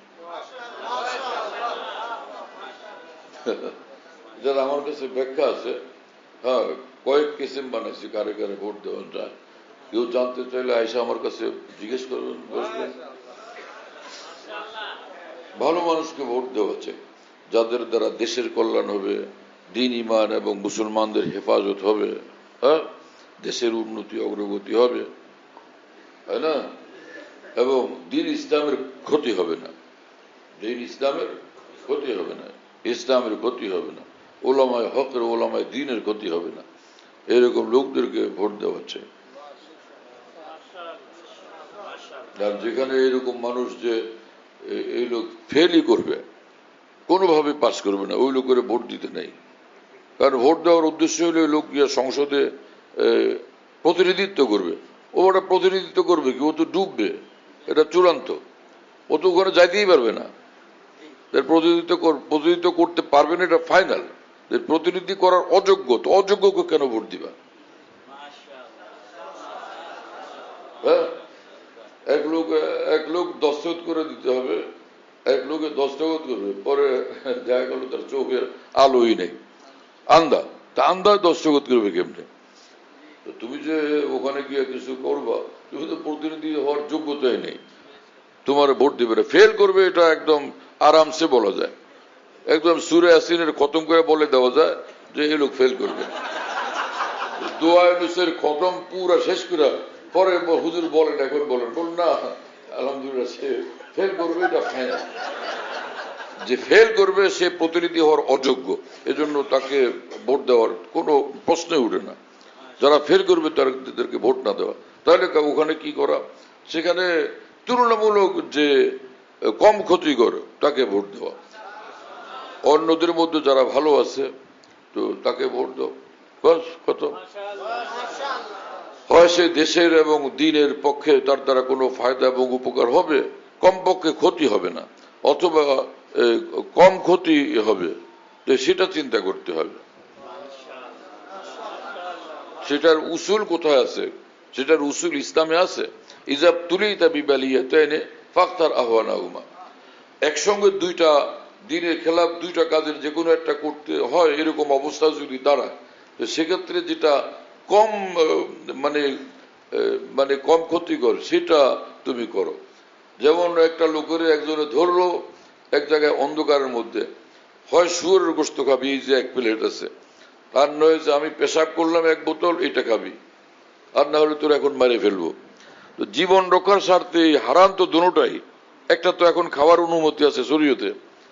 এখন শুয়োরের গোশত হারাম বেশি না পেশাব হারাম বেশি, বলো ভাই? অথবা পেশাব বাদ দাও, না হলে ওটা বিলের গোশত, হ্যাঁ বিলের গোশত। অথবা একটা একটা হলো শুয়োরের গোশত, আর একটা হলো যে ছাগলের গোশত, কিন্তু সেটা বিসমিল্লাহ করে জবাই করে নেই, কোনো অমুসলিম এটা জবাই করছে, এটা হারাম না হালাল? হারাম না? যে শুয়োর বেশি হারাম না বিসমিল্লাহ না বললে যে জবাই করা ছাগল এটা বেশি হারাম? কোনটা হারাম, কোনটা বেশি হারাম? শুয়োর বেশি হারাম। যে তুই হয় যে শুয়োরের গোশত খা, আর না হলে যে আমি তো অমুসলিম কাফের, তা আমি এটারে জবাই করছি, এই গোশত খা, কোনটা খাবি খা, আর না হলে তোরে এখন আমি জবাই করব। তো এই সময় কোনটা খাওয়া চাই? যদি সে খাইতে চায় কোনটা খাবে? যে ছাগলের গোশত খা, বাস। এই কথা বোঝো নাই? অনুরূপ ভাবে যেখানে ভোট দেওয়ার ক্ষেত্রে যদি এরকম অবস্থা হয় যে যার দ্বারা আল্লাহর দ্বীনের সেবা হবে, খেদমত হবে, এবং সে দেশ পরিচালনার যোগ্যতা রাখে, রাষ্ট্র পরিচালনা অর্থাৎ যেই পদপ্রার্থী সেই দায়িত্ব পালনের যোগ্যতা রাখে, তাই না, এবং তার দেশপ্রেমও আছে, দেশের স্বার্থ তার দ্বারা রক্ষা হবে, মানুষের উপর জুলুম অত্যাচার হবে না, এবং ইসলামের ক্ষতি সে করবে না, এইরকম লোক যদি হয় তো তারে দাও।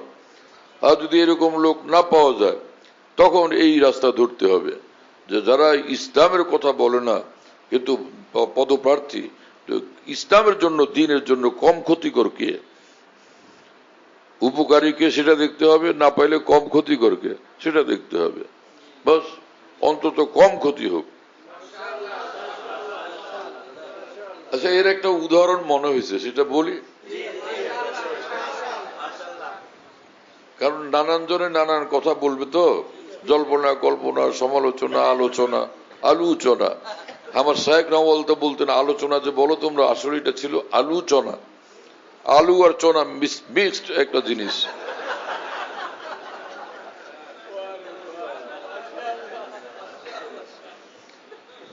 হ্যাঁ, আইয়ুব খান ভোটে দাঁড়াইছিলেন, আর তার বোন ফাতেমা জিন্নাহ তিনিও ভোটে দাঁড়াইছিলেন, আইয়ুব খানের বোন। কথা বুঝেন নাই? আইয়ুব খান তো ওই কোরআনের কোন কোন আয়াতের বিরুদ্ধে সে একটা সিদ্ধান্ত ঘোষণা করছিলেন আইয়ুব খান, তাই না? ওই যে দাদার বর্তমানে নাতির বাবা যদি মারা যায়, নাতি দাদার ওয়ারিশ হবে। এটা তো শরীয়তে নাই, কোরআনে নাই, কোরআনের সম্পূর্ণ বিরোধী না। কোরআন বিরোধী আইন করবে আইয়ুব খান। আর ফাতেমা জিন্নাহ তিনি নারী, তো তিনি বলছেন যে আইয়ুব যেটা বলতেছেন এটা অন্যায়, আমি এটা প্রতিহত করব। কি কথা বুঝেন না? দেখেন আমি কি শুনাইতেছি এটা খেয়াল করেন, পরে আবার গিয়ে আপনারা উল্টা পাল্টা ব্যাখ্যা দিয়া আরেকটা প্রচার করে বসেন, এরকম যেন কাণ্ড না করেন। আমি পারলে যেটুকু বলি সেটুকু বলতে পারেন, আর না পারলে চুপ থাকবেন। হ্যাঁ, তো সমস্ত আমাদের তখন তো পাকিস্তান, স্বাধীনতার পূর্বের কত আগের ঘটনা, আইয়ুবের জমানার। পূর্ব পাকিস্তান, পশ্চিম পাকিস্তান ওলামায়ে কেরাম তখন সিদ্ধান্ত নিলেন যে আমরা ভোট দিব ফাতেমা জিন্নাহকে। আমাকে বলছেন এই ঘটনা খতিব আজম মাওলানা সিদ্দিক আহমদ সাহেব রহমতুল্লাহ আলী। কে বলছেন? বাংলাদেশের বিখ্যাত আলেম দ্বীন, বিখ্যাত মুহাদ্দিস এবং চট্টগ্রামের পটিয়া মাদ্রাসার শেখুল হাদিস এবং সমগ্র বাংলাদেশের উলামায়ে দ্বীনের পরম শ্রদ্ধেয় ব্যক্তি। তো হুজুর আমাকে এই ঘটনা শুনাইছেন হুজুরের বাসায় কক্সবাজারে। আমি ওই সময় তাফসিরে জালালাইন পড়ি লালবাগ মাদ্রাসায়। হুজুরের সঙ্গে দেখা করতে গেছিলাম। হুজুর তখন শুনাইছিলেন, অনেক কথা শুনাইছেন, মজার মজার কথা। সবগুলো শোনাবো না, কারণ কিছু কিছু শুনাইলে কিছু লোক, কিছু আলেম ওলামারা হয়তো ওটা মস্তার ব্যাপার, তো সেটা হয়তো কেউ কেউ আছে মানতে পারবে না। এটা শুনাই যেটা মজার, রাজনৈতিক বিষয়ের সাথে সম্পৃক্ত। হুজুর বললেন যে আমার শেখ, আমার উস্তাদ, আমার শেখ মুফতি আজম হযরত মুফতি ফজলুল্লাহ সাহেব রহমতুল্লাহ আলাইহ বলেন যে তিনি প্রচারপত্র লিখা সেগুলো ব্যাপক প্রচার করতেছেন, ফাতেমা জিন্নাহ মেয়ে লোক, তারে ভোট দেওয়া যাবে না। ফাতেমা জিন্নাহ মেয়ে লোক, তো মেয়ে লোকের ভোট দেওয়া যাবে না। এইটা হুজুর নিজের পীরের কথা বলতেছে, নিজের শাইখের কথা, যে তাকে ভোট দেওয়া যাবে না যেহেতু সে নারী, এই কথা বলছেন। আমি একদিন হুজুরের সঙ্গে দেখা করতে গেলাম। খতিব আজমকে যারা না দেখছেন তারা তো পুরোটা মজা পাবেন না। ওনার কথার যে ঢং ঢাং, যে ভার, গলা ভার করে করে কথা বলেন। বলেন আমি গিয়ে হুজুরকে বললাম, হুজুর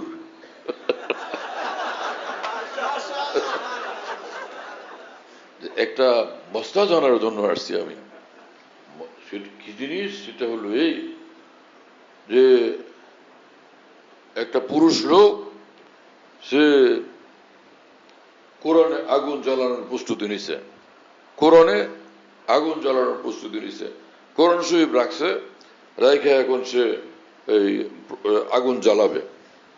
তো সে এত বেশি প্রভাবশালী, ওই এলাকার কোনো মানুষ তার সামনে দাঁড়াইতে সাহস পায়নি, সাহস পাচ্ছে না, কেউ সাহস পাচ্ছে না তার সামনে দাঁড়াবে এবং কোরআন জ্বালাবে, এটাকে প্রতিহত করবে, একজনও নাই। কিন্তু একজন মাত্র মহিলা, একজন মাত্র নারী, সে ছুটে আসছে, এত প্রচন্ড প্রভাবশালী। সে বলে যে এটা আমি প্রতিহত করব। হুজুর এই মুহূর্তে কার সঙ্গে সাহায্য করা চাই? যে কোরআন জ্বালাবে সে পুরুষের সঙ্গে সহযোগিতা করা চাই, না ওই নারীর সহযোগিতা করা চাই যে কোরআনের আগুন দেওয়াকে প্রতিহত করবে? তো বলেন যে আমার শেখ হযরত মুফতি সাহেব তখন বললেন, আরে কি কথা বলো, তখন তো ওই যে নারী কোরআনের আগুন নিভানোর বা কোরআন আগুন প্রতিহত করার জন্য যে আগে গেছে সাহস নিয়ে, তাকেই সাহায্য করা সব পুরুষের জন্য জরুরি, সব নারীর জন্য জরুরি। বলেন যে হুজুর ঘটনা তো সেটাই হয়েছে যে আইয়ুব খান কোরআন চালাবে, ফাতেমা জিন্নাহ বলছে আমি কোরআনকে রক্ষা করব। হুজুর তাহলে ভোট কারে দেওয়া?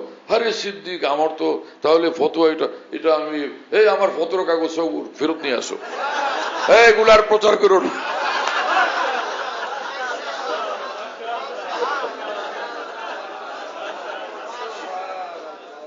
খতিব আজম হযরত মাওলানা সিদ্দিক আহমদ রহমতুল্লাহ এটা আমাকে শুনাইছেন নিজে।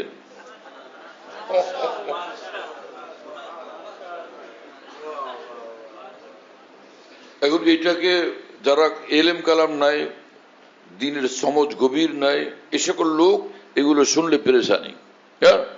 মানে ইসলামের রাজনীতিটা বুঝা এটা একটা গভীর ব্যাপার, ইসলামের রাজনীতিটা বুঝা একটা গভীর ব্যাপার, গভীর ভাবে এটাকে দেখতে হয় এবং দূর দূর পর্যন্ত দেখতে হয় এটার দ্বারা দ্বীনের লাভ না ক্ষতি, দ্বীনের ফায়দা না ক্ষতি।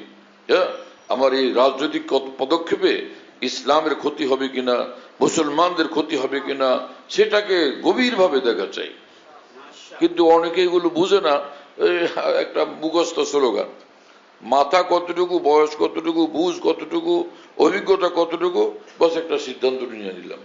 নিজের মহান পূর্বসূরি বুজুর্গানে দ্বীনের রাজনৈতিক জীবন আদর্শকে সামনে রাখা চাই এবং সেটাকে সামনে নিয়ে ফের নিজেরা একটা সিদ্ধান্তে আসা চাই ইসলামের স্বার্থে আমাদের কি করা উচিত, কোন পথে হাঁটলে আমরা ইসলামের স্বার্থ রক্ষা করতে পারবো, দ্বীনের স্বার্থ রক্ষা করতে পারবো এবং ইসলাম এবং মুসলমানদের হেফাজত হবে এবং ইসলাম এবং মুসলমানদের দ্বীনি প্রতিষ্ঠানগুলো দ্বীনি কর্মকাণ্ডের হেফাজত হবে এবং দেশের স্বার্থ, সম্মান, মর্যাদা এবং স্বাধীনতা রক্ষা হবে।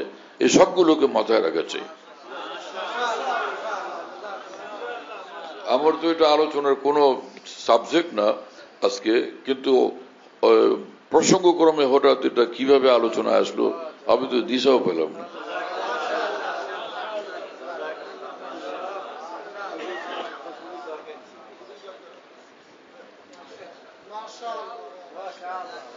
মহান আকাবের দ্বীনের সঙ্গে থাকার ফায়দা কি? যাই হোক, কি হলো কি মামলা তো কি জানে, কোন দিক থেকে কোন দিক গেলাম। হ্যাঁ হ্যাঁ কথা কম কিন্তু ফায়দা বেশি, কথা কম ফায়দা বেশি। হ্যাঁ, এক লোকের আওলাদ বেসুমার, হ্যাঁ, অসংখ্য আওলাদ।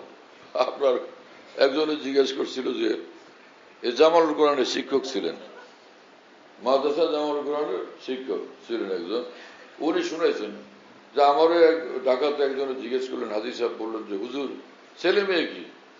বললেন যে আলহামদুলিল্লাহ 13 জন। আল্লাহু আকবার, 13 জন শুনে বলে আপনি 13 জন শুনে আল্লাহ আকবার কইলেন? আমরা আপন মা, আমরা এক মায়ের ঘরে আপন ভাই বোন মোট 17 জন, সেই লোক দাঁড়ায় গিয়া আল্লাহু আকবার আল্লাহ।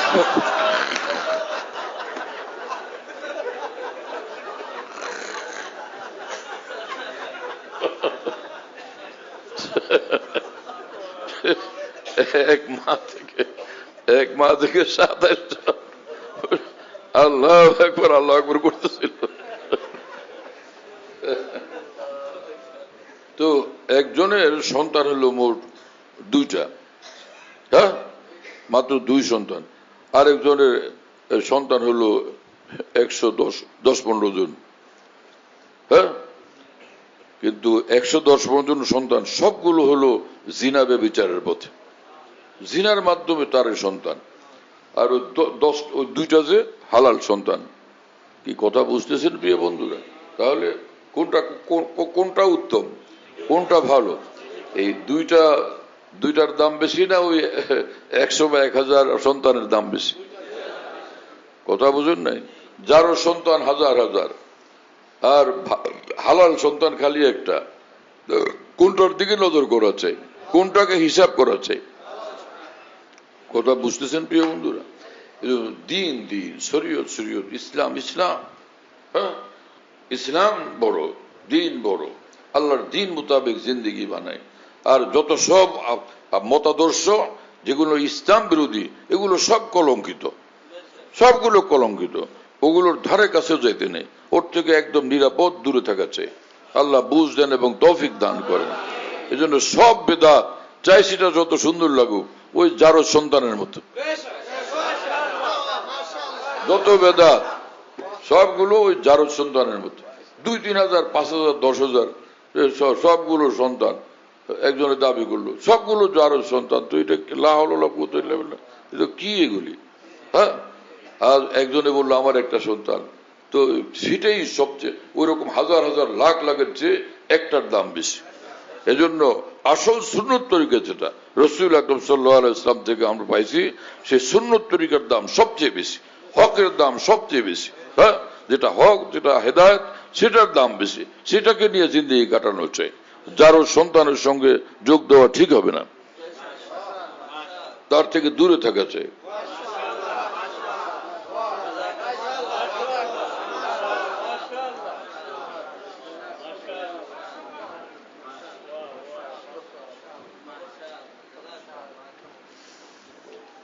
হ্যাঁ, আল্লাহ তাআলা মাফ করেন। তো ফরজ যেটা বলতেছিলাম, ফরজ ওয়াজিব সবচেয়ে, আল্লাহর কসম, ফরজ ওয়াজিব সবচেয়ে বড়, তাকওয়া সবচেয়ে বড়। এটাকে ধরি আমরা শক্ত মজবুত ভাবে। আমি আল্লাহর এই মসজিদে আল্লাহর কসম করে বলি, 10 কোটি কসম করে বলি, ফরজ ওয়াজিব যে ঠিক রাখবে, হালাল খাবে আর সব গুনাহ থেকে বিরত থাকবে এবং আকায়েদ তার একদম ঠিক আছে, নিঃসন্দেহে সে ওলি আল্লাহ। আর যদি সেই সঙ্গে 2 রাকাত পড়লো নফল, মাশাআল্লাহ, একটু জিকির আজকার করলো, সুবহানাল্লাহ, একটু কোরআন শরীফ তেলাওয়াত করলো, আল্লাহু আকবার। হ্যাঁ, কথা বুঝতেছেন প্রিয় বন্ধুরা? হ্যাঁ, মানে তার লাভই লাভ, ফায়দাই ফায়দা, মর্যাদাই মর্যাদা। আমি শুনেছিলাম এটা, ওই যে আমরা ছোট যখন ছিলাম গ্রাম দেশে, হ্যাঁ, তো আমাদের বয়স 3 বছর 4-5 বছর এরকম সময়। তো ওই সময় আমাদের বাড়িতে ঘর কয়েকটা ছিল, 1 2 3 4টা ঘর ছিল, 5টা। প্রত্যেকের ঘরের সামনে বিলের থেকে, ওই যে ক্ষেতের থেকে ধান কেটে নিয়ে এসে পরে বিশাল উঁচু করে একটা রাখে, এটার নাম কি, পালা, এই যে ধানের পালা। পরে এটা মারায় না গরু দিয়ে, মারানোর পরে ধান টান সব একত্রিত, এইবার ধান মাপে। সব সময় আমরা ওই যে ধান যেদিন রাত্রে মাপবে, রাত্রিবেলা করতে এই কাম। তো মাপবার আগে ওই যে হাতে নিয়ে যে ওই ধান ভরে, ওইটা একটা পালা, আরেকটার মধ্যে পাথর থাকে, হ্যাঁ। পরে এইবার ওই লোক মাপে আর বলে যে শুরুতে প্রথম এক পাল্লা মাপলো, 1 পাল্লা মাইপে রাইকে 1 পাল্লা উঠাইতেছে, এখনো নামায়ও নেই, লাভরে লাভ, লাভ লাভরে লাভ, লাভরে লাভ, লাভরে লাভ। আচ্ছা, এই লোক মজা পাইতে মনে হয়, এই জন্য অনেকগুলি বলতো লাভরে লাভ, লাভরে লাভ, লাভরে লাভ, লাভরে লাভ, লাভরে লাভ। পরে সে ওইটা রাখতো, আরেকটা এখনো ভরতেছে, দ্বিতীয়টা ভরতেছে, কিন্তু এখনো লাভরে লাভ, লাভরে লাভ বলতেই আছে। এরপরে যখন দ্বিতীয়টা রাখতো, এই 2 2 2, আবার আরেকটা ফেলতো, তো এবার 3 3 3। কিন্তু প্রথমটা যদি নাই, তাহলে তো 2ও হয় না, 3ও হয় না।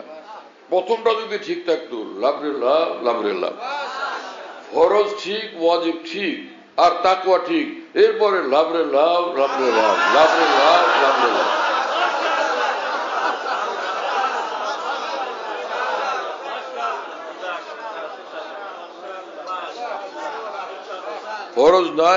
ফরজ নাই, ঈমান আকীদা ঠিক নাই, অথবা ফরজ ওয়াজিব ঠিক নাই, তাকওয়া ঠিক নাই, আর বাকি সব ইসলাম নিয়ে এসে ব্যস্ত, কোনো কাজ হবে না। তুমি আসলটা খুয়াইছো, এখন বলো যে বড় স্বার্থের কারণে ছোট স্বার্থ বাদ দিতে হয়, কোনো কাজ হবে না, সব ধ্বংস, সব বরবাদ, ঈমান আকীদা বরবাদ হয়ে সব বরবাদ।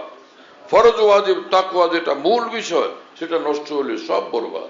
হ্যাঁ, কোনো কিছুই কাজে লাগবে না, কোনো কিছুই কাজে লাগতেছে না, যেন আসলকে ধরতে হবে। আর উলামা মাসায়েকের বিষয়ে অত্যন্ত আমাদের গুরুত্ব দেওয়া উচিত, খেয়াল রাখা উচিত যে আমাদের মধ্যে বা আমাদের অনুসারীদের মধ্যে যে সুন্নতের খেলাফ কোনো বিষয় নিয়ে বাড়াবাড়ি না হয়, এটা নিয়ে বেশি একদম আনন্দ ভর্তি শুরু করে না হয়, নানান রকমের নানান দরবারে বিশৃঙ্খলা হচ্ছে। সুন্নতের মধ্যে যে জিনিস নাই, না রাসূলুল্লাহ সাল্লাল্লাহু আলাইহি ওয়াসাল্লামের সেটা শিক্ষা, না সাহাবা ইকরামের শিক্ষা, না তাবিঈন, না তাবে তাবিঈনের জীবনের কোনো অংশ, এমন বিষয় কতগুলো জারি করে দিয়া সেখানে এটাকে মনে করতেছে যে এখানে খুব বুজুর্গি কায়েম হয়েছে, খুব বেলায়েত কায়েম হয়েছে। কিচ্ছু না, সব ক্ষতিকর জিনিস, সব ক্ষতিকর জিনিস, সবগুলো বরবাদি, লাফালাফি, ফালাফালি, পীরের কান্দে ওইটা ফাল দেয়। এটা কোনো ইসলাম? নবীর কান্দে ওইটা কোনো আবু বকর সিদ্দিকও কোনোদিন ফালাফালি করছিলেন? ওমর রাদিয়াল্লাহু আনহু ফালাফালি করছিলেন? আর তারা বড় মানুষ, তারা নাই করলেন। আর হযরত বেলাল কোনোদিন ফাল দিয়েছিলেন? হযরত আবু বকর সিদ্দিকের কান্দে ওইটা, ওমর ফারুকের কান্দে ওইটা। এই সকল তামাশাবাজি কেন করেন?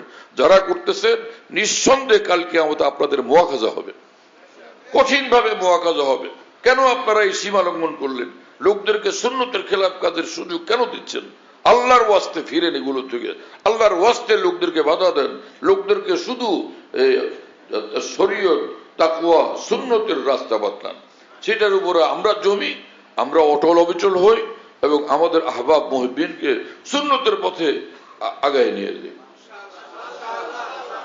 সুন্নতের পথে হাজারো ভালো কাজ হচ্ছে, এক দুইটা উল্টা পাল্টা কাজ কেন করেন? হাজারো ভালো কাজ তো হচ্ছে। হ্যাঁ, এক এক আমাদের বুজুর্গানের দরবার থেকে, খানকা থেকে, মার্কাজ থেকে অনেক বড় দিনের কাজ হচ্ছে, বিশাল বড় দিনের কাজ হচ্ছে। এক একটা গলত জিনিস কেন রাখতেছেন সঙ্গে? এটার দ্বারা কোনো ফায়দা নাই। পৃথিবীব্যাপী ইসলামের বদনামি হচ্ছে, দুনিয়াব্যাপী ইসলামের বদনামি হচ্ছে, যে ইসলামের মধ্যে এরকম ফালাফালি, লাফালাফি, ছুটাছুটি, পাগলামি এবং নিজের শায়েখ ও মুর্শিদ নায়েব রসুলের কান্দে উঠে লাভ দেওয়া, পীরের গালে দুই গালে চুমা দেওয়া, এগুলো কোন তরিকা স্টেজের মধ্যে? লা হাওলা ওয়ালা কুওয়াতা ইল্লা বিল্লাহ। আল্লাহ আমাদেরকে হেফাজত করে। আর আমল করি সুন্নত মোতাবেক। এক এক সুন্নত তরিকার আমল বড় দামি। হ্যাঁ, হযরত মুজাদ্দিদ আল-বিসানি রহমাতুল্লাহি আলাইহি বলছেন, দুই জিনিস যার মধ্যে আছে তার জীবনের সব অন্ধকার, যা সে দেখতেছে অন্ধকার, অথবা ছিল অন্ধকার, অথবা সে মনে করতেছে অন্ধকার, এগুলো সব সাফ হইয়া পুরোটা নূরই নূর হয়ে যাবে। সেই দুই জিনিস হলো ইত্তেবায়ে সুন্নত আর হুব্বে শাইখ।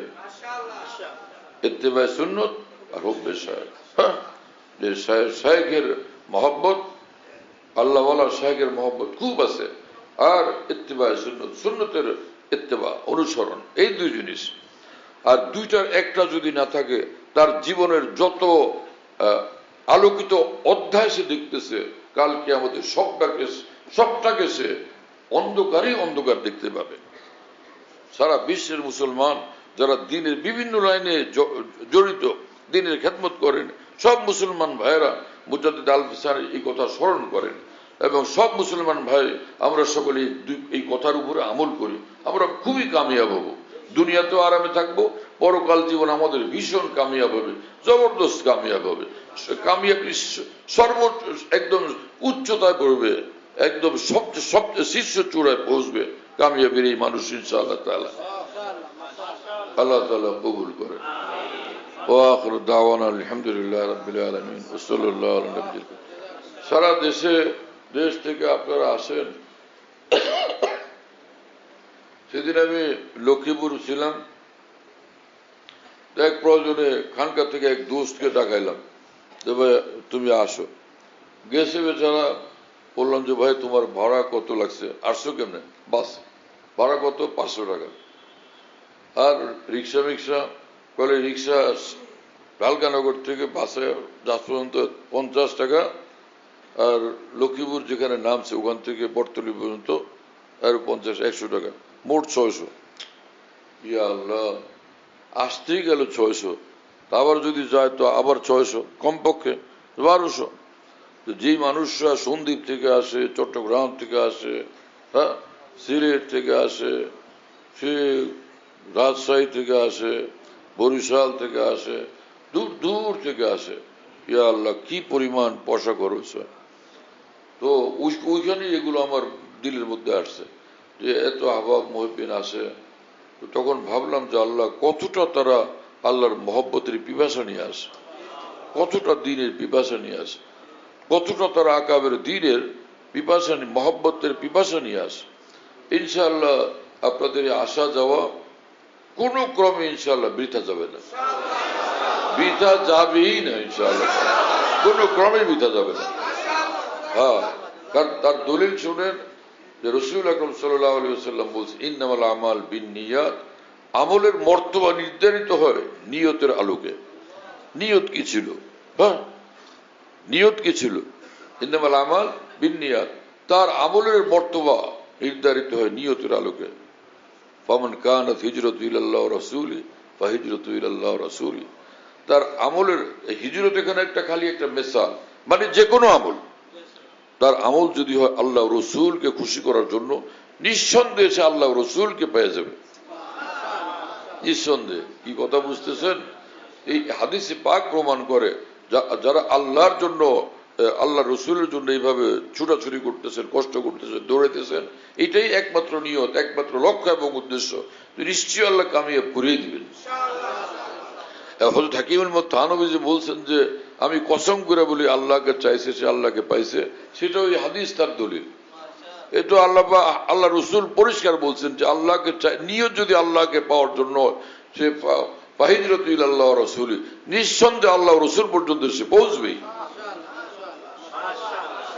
নিয়তে যদি এই হয় নিঃসন্দেহে সে আল্লাহ পর্যন্ত পৌঁছবে ইনশাআল্লাহ। আল্লাহ তাআলা আমাদের সকলকে আল্লাহ ওয়ালা বানায় দেন। হ্যাঁ, তবে কি সে বাচ্চা জন্ম হইল আজকে, একটা ছেলে জন্ম হয়েছে। এখন ওই যে যার ছেলে জন্ম হয়েছে ওর বয়স হয়েছে 80 বছর, তার বউর বয়স হয়তো 75।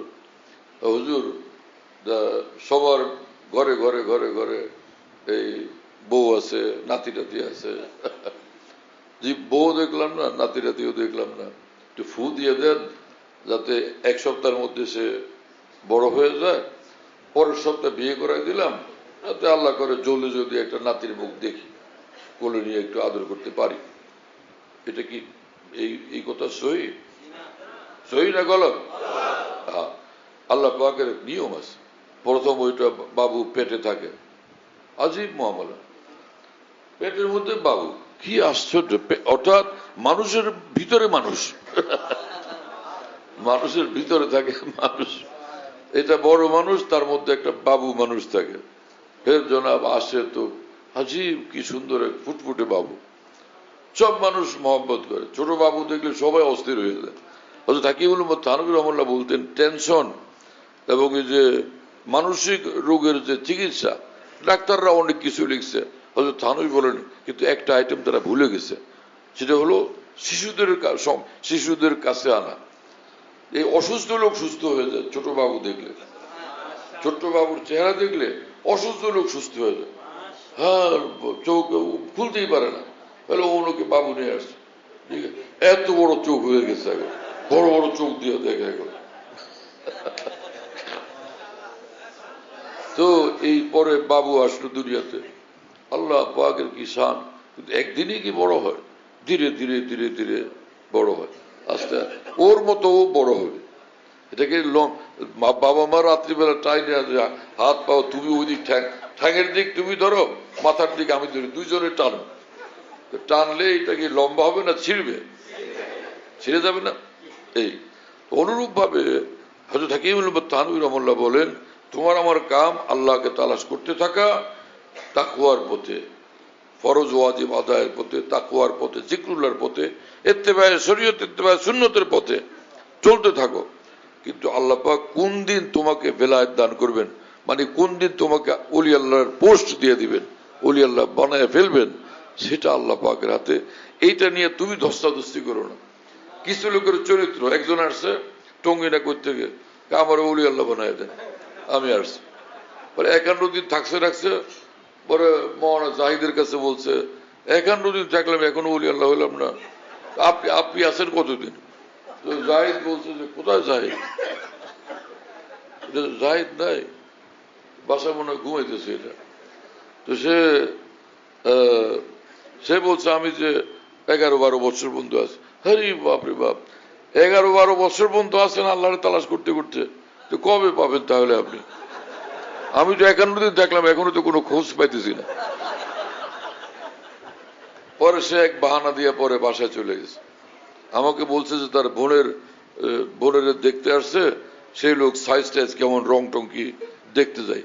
আসলে ওই পালানোর এটা কৌশল করছে, পরে চলে গেছে। কারণ 51 দিনের পরিশ্রমে আল্লাহকে পাওয়া গেল না। আল্লাহ তোমার কথা মতো হাজিরা দিবেন যে ও খোঁজাখুঁজি করতেছে, 51 দিন হয়েছে, এখন আমার দেরি করা ঠিক হবে না, আমি হাজিরা দিতে যাই।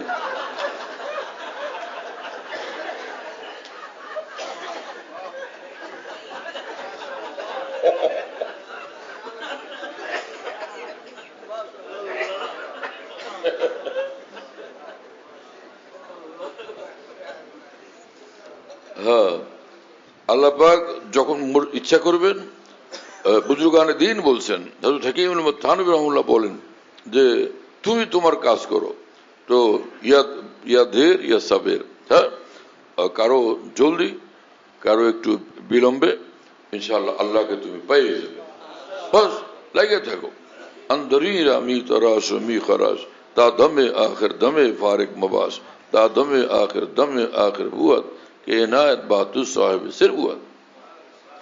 আরেক জিনিস, দ্বীনের যত লাইনে লোকেরা খেদমত করে সকলের জন্য জরুরি আল্লাহর ওলি হওয়া ফরজে আইন। অনেকে ওয়াজ করতেছে, করতেই আছে, দাওয়াত তাবলীগের খেদমত করতেছে, করতেই আছে, কিন্তু হাজারো লাখো মানুষকে সে দ্বীনের লাইনে নিয়ে আসছে, কোটি কোটি মানুষকে নিয়ে আসছে, কিন্তু নিজে এখনো আল্লাহর ওলি না, খালি বক্তা, খালি ওয়াইজ, খালি মুবাল্লিগ সাহেব, হ্যাঁ, খালি শাইখুল হাদিস সাহেব। না, আমি যেন আল্লাহর ওলি হই সেই পথে চলা চাই। আর আকাবের দ্বীন বলছেন ওলি হওয়ার রাস্তা হলো সুহবতে আহলুল্লাহ, তাকওয়ার উপর ইলতিজামে তাকওয়া আর সুহবতে আহলুল্লাহ। এর বাইরে শাইখুল হাদিস মাওলানা জাকির রহমাতুল্লাহ আলাইহি বলেন, আমার জানা মতে এই রাস্তার বাইরে কি ওলি আল্লাহ হয় সেটা তো আমরা জানি না। শাইখুল হাদিস মাওলানা জাকির রহমাতুল্লাহর কথা আমি নিজের চোখে পড়ছি, হ্যাঁ, যে আউলিয়া উল্লাহর সুহবত ব্যতীত কেউ ওলি আল্লাহ হয় এটা তো আমরা জানি না।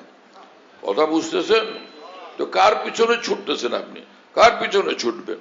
দাওয়াত ও তাবলীগের লাইনে খেদমত করতেছেন বেশুমার মানুষ, সে যারা ফাসেক ফাজের ছিল, বেনামাজি ছিল, সুদ ঘুষে জড়িত ছিল, এইরকম যত সব দুনিয়ার ভয়ঙ্কর জঘন্য থেকে জঘন্য পাপাচারে ছিল, দাওয়াত ও তাবলীগের সাথীদের মেহনতের বরকতে সে রাস্তা থেকে চলে আসে, এখন সে লোক পাক্কা নামাজি, দিনদার, হ্যাঁ, দিনের পথে ছুটাছুটি এবং দিনের কাজ নিয়ে দৌড়াদৌড়ি ছুটাছুটি বিশ্বময়।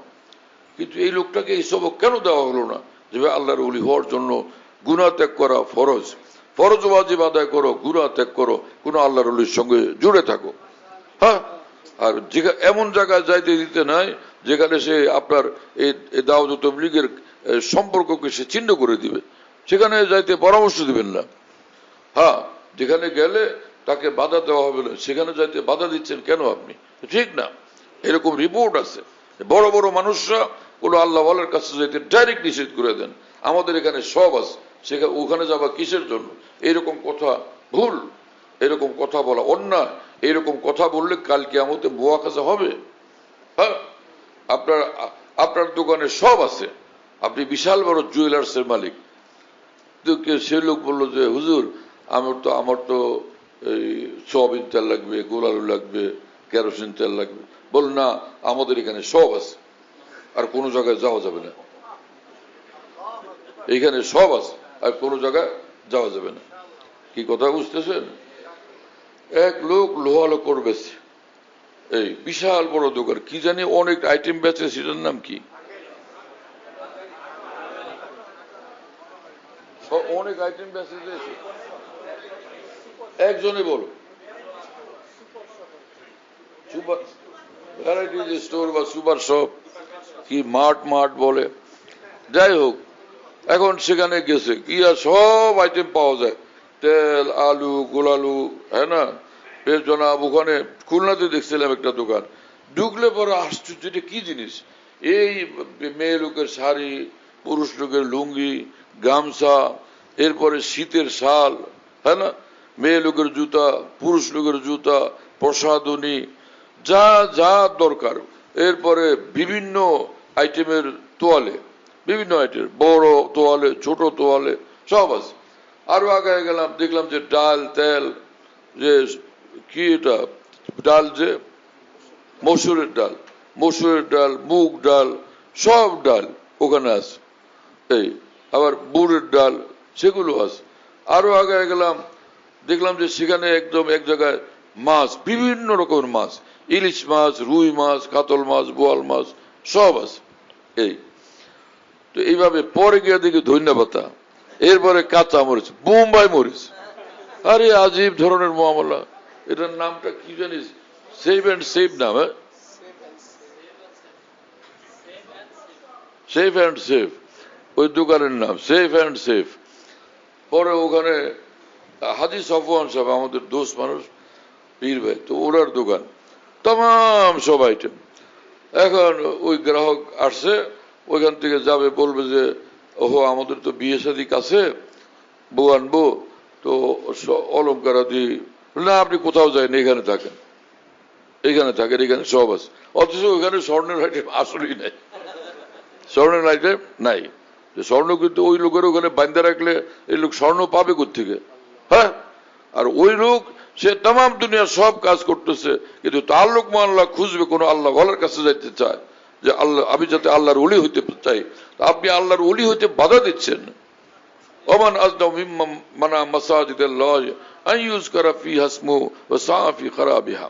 হ্যাঁ, আল্লাহ পাক পবিত্র কোরআনে বলেন যে এর চেয়ে বড় জালেম কে, যে যে আল্লাহ ওয়ালা হওয়ার পথে বাধা দেয়, আল্লাহর ঘরে যেতে বাধা দেয়, আল্লাহর জিকির করতে বাধা দেয়। হ্যাঁ, তার চেয়ে বড় যে জালিমকে মানা মাসাজিদাল্লাহ ইউযকারা ফিহা ওয়া সাআ ফি খারাবিহা, এবং সে আল্লাহর ঘরকে ধ্বংস করার জন্য, বিরান করার জন্য চেষ্টা করে।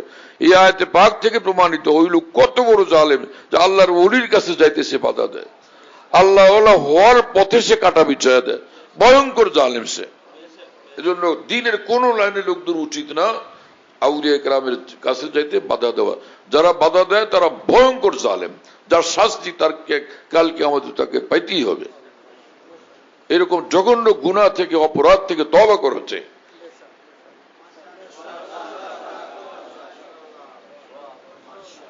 কেউ শাইখুল হাদিস বুখারী শরীফ পড়া, তিনিও আল্লাহ ওয়ালাদের কাছে যাইতেছেন, যাবেন, তিনিও আল্লাহ ওয়ালাদের কাছে যাবেন। আমাদের আকাবের থেকে এটাই, সমস্ত আকাবের দিনে এটাই আমল ছিল। দারুল দেওবন্দে পড়তেছেন, আবার হাকিমুল মুতানবির সোহবতে যাইতেছেন বৃহস্পতিবারে, জান নাই? হ্যাঁ, তো সে শাইখুল হাদিস মাওলানা জাকারিয়া রহমতুল্লাহ আলাইহি কত বড় আলেম, একদিকে তিনি বুখারী শরীফ পড়াইতেছেন, আরেকদিকে তিনি আল্লাহ ওয়ালাদের সোহবতে যাইতেছেন। মাওলানা খলিল আহমদ সাহারপুর রহমতুল্লাহ আলাইহি বিশ্বাসের উলামায়ে দ্বীনের একজন, শাইখুল হিন্দের বরাবর তবকার মানুষ হযরত খলিল আহমদ সাহারপুর রহমতুল্লাহ। হ্যাঁ, সেই মানুষ, তিনি এক আল্লাহ ওয়ালার কাছে দৌড়াইতেছেন, খোদ শাইখুল হিন্দ দৌড়াইতেছেন এক আল্লাহ ওয়ালার কাছে, যার হাতে তৈরি হয়েছেন মাওলানা আল্লামা সাব্বির আহমদ উসমানী রহমতুল্লাহ আলাইহি, আল্লামা আনোয়ার শাহ কাশ্মীরি রহমতুল্লাহ আলাইহি, শাইখুল ইসলাম মাওলানা হোসেন আহমদ মাদানী রহমতুল্লাহ আলাইহি। সেই মানুষও এক আল্লাহর ওলির কাছে দৌড়াইতেছেন। উস্তাদরা তো বাধা দেন নাই যে যাও সেখানে, বরং তারগিব দিচ্ছেন, যাও, খালি কিতাব পড়লে হবে না, কুতুবও ধরতে হবে, মানে আল্লাহ ওয়ালার সঙ্গে সম্পর্ক রাখতে হবে। এই জন্য দিনের কোন লাইনে এটা উচিত না যে কোন আল্লাহ ওয়ালার সঙ্গে সম্পর্কের ক্ষেত্রে বাধা দেওয়া। যারা বাধা দেয় নিঃসন্দেহে তারা অনেক বড় জালেম, অনেক বড় অপরাধী, যে অপরাধের শাস্তি কালকে আমাদের পাওয়া লাগবে। আল্লাহ আমাদেরকে হেফাজত করেন। ওয়া আখিরু দাওয়ানা আলহামদুলিল্লাহি রাব্বিল আলামিন সাল্লাল্লাহু আলাইহি ওয়া সাল্লাম। হ্যাঁ,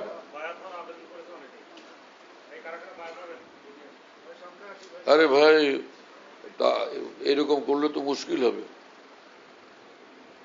যারা বায়াত হবে তাদেরকে বলেন ধীরে সুস্থে, বলারও কোনো তরিকা আছে। আপনার তো কিছু খায় আসছেন কি নিয়ে, বলেন যে ভাই যারা বায়াত হবেন শান্তভাবে ধীরে সুস্থে সামনে এসে বসেন।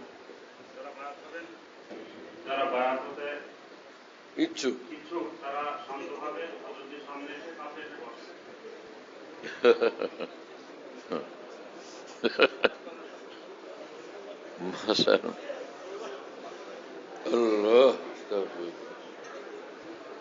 বসে যাও ভাই, যারা বায়াত হবে বসে যাও, বাকি সাথীরা খানা দানা খান গিয়া। যারা সাক্ষাৎ করবেন আমার সাথে আগে জলদি যান, খাওয়া দাওয়া করেন। সাক্ষাৎ করতে আসলে কানকায় এই এখন তো গিয়ে আমরা তো খানা খাবো, এরপর সাক্ষাৎ করতে পারবেন। হ্যাঁ, 30 মিনিটের জন্য টাইম দিলাম, ওই সময় এসে খানকায় যারা মুসাফা করতে চান মুসাফা করতে পারবেন। এখানে আলহামদুলিল্লাহ আকাবের দিনের কথাবার্তা আলোচনা হয়। হ্যাঁ, কোরআন সুন্নাহর কথা আলোচনা হয়, ওরা আকাবের দিনের যে কোরআন সুন্নাহর ব্যাখ্যা সেটা আলোচনা হয়। এর বাইরে এখানে কিছু নাই আলহামদুলিল্লাহ। হ্যাঁ, তুই কই গেল? হ্যাঁ, তাম হার মৌজুর উপরে আলোচনা হয়েছে আলহামদুলিল্লাহ। হ্যাঁ,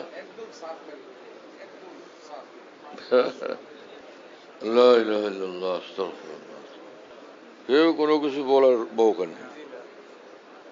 ও ও আসলে তো সিলেটে আসছে আজকে, তোমাদের আমি দেখি নাই, তোমাদের না দেখে আমি সিলেটের কথা বলছি। বস। হ্যাঁ, আলহামদুলিল্লাহ, মাশাআল্লাহ, আসর থেকে এখানে ভাই আমার সুস্থতার জন্য সব সাথীরা দোয়া করো ভাই। সফর করতে হয়, পরে দেখা যায় যে আর শরীরটা চলে না। হ্যাঁ, এক জায়গায় একদমই পড়ে থাকি, তখন মন চায় যে খালি ঘুমাইতে থাকি, শুয়ে থাকি, বিশ্রাম করি আর ঘুমাইতে থাকি, এরকম লাগে, ক্লান্ত হয়ে যাই। হ্যাঁ না, মাসিক ইজতেমা তো বুঝি না এটা আমি যে আগে থেকে একটু দরজা খোলা, সাথীদের সঙ্গে দেখা সাক্ষাৎ করা, সে আসছি একটা না আলহামদুলিল্লাহ 1 মাসের মতো তো সফরই আছে। আসছে আজকে লক্ষ্মীপুর থেকে, সে রাত 3টায় ওখান থেকে রওনা হয়েছে, এখানে এসে পৌঁছি সকাল 9টায়। তো সারা রাত জাগনা, শ্রান্ত শরীর, পড়ে থাকছে এসার লম্বা হয়ে। দুপুরের খানা এখনো খাইনি। হ্যাঁ, খানা খাবো যে সময়, তো এদিকে আহবাবরা মসজিদে অপেক্ষমান। তো আলহামদুলিল্লাহ একটা টোস্ট খায়া একটু কফি খায়া এসে গেছে। আপনাদেরকে দেখে তো আলহামদুলিল্লাহ ক্ষুধার কথাও ভুলে গেছে, এইমাত্র মনে পড়ছে ক্ষুধার কথা। আলহামদুলিল্লাহ আলহামদুলিল্লাহ নাহমাদুহু ওয়া নাস্তাঈনুহু ওয়া নাস্তাগফিরুহু ওয়া নু'মিনু বিহি ওয়া নাতাওয়াক্কালু আলাইহি ওয়া নাউযু বিল্লাহি মিন শুরুরি আনফুসিনা ওয়া মিন সাইয়্যাতি আ'মালিনা মান yahdihillahu fala mudilla lahu wa man yudlil fala hadiya lahu ونشهد أن لا إله إلا الله وحده لا شريك له ونشهد أن سيدنا ونبينا ومولانا محمدا عبده ورسوله صلى الله تعالى عليه وعلى آله وأصحابه وبارك وسلم تسليما كثيرا. أما بعد، فأعوذ بالله من الشيطان الرجيم. بسم الله الرحمن الرحيم. يا أيها الذين آمنوا اتقوا الله وكونوا مع الصادقين. فقال رسول الله صلى الله تعالى عليه وسلم: المرء على دين خليله فلينظر أحدكم من يخالل.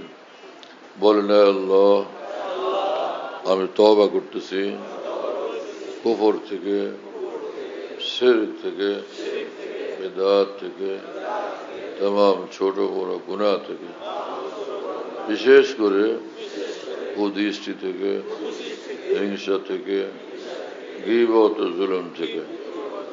আল্লাহ, আমি ওয়াদা করতেছি 5 ওয়াক্ত নামাজ জামাতের সাথে সুন্নত মোতাবেক আদায় করার চেষ্টা করব।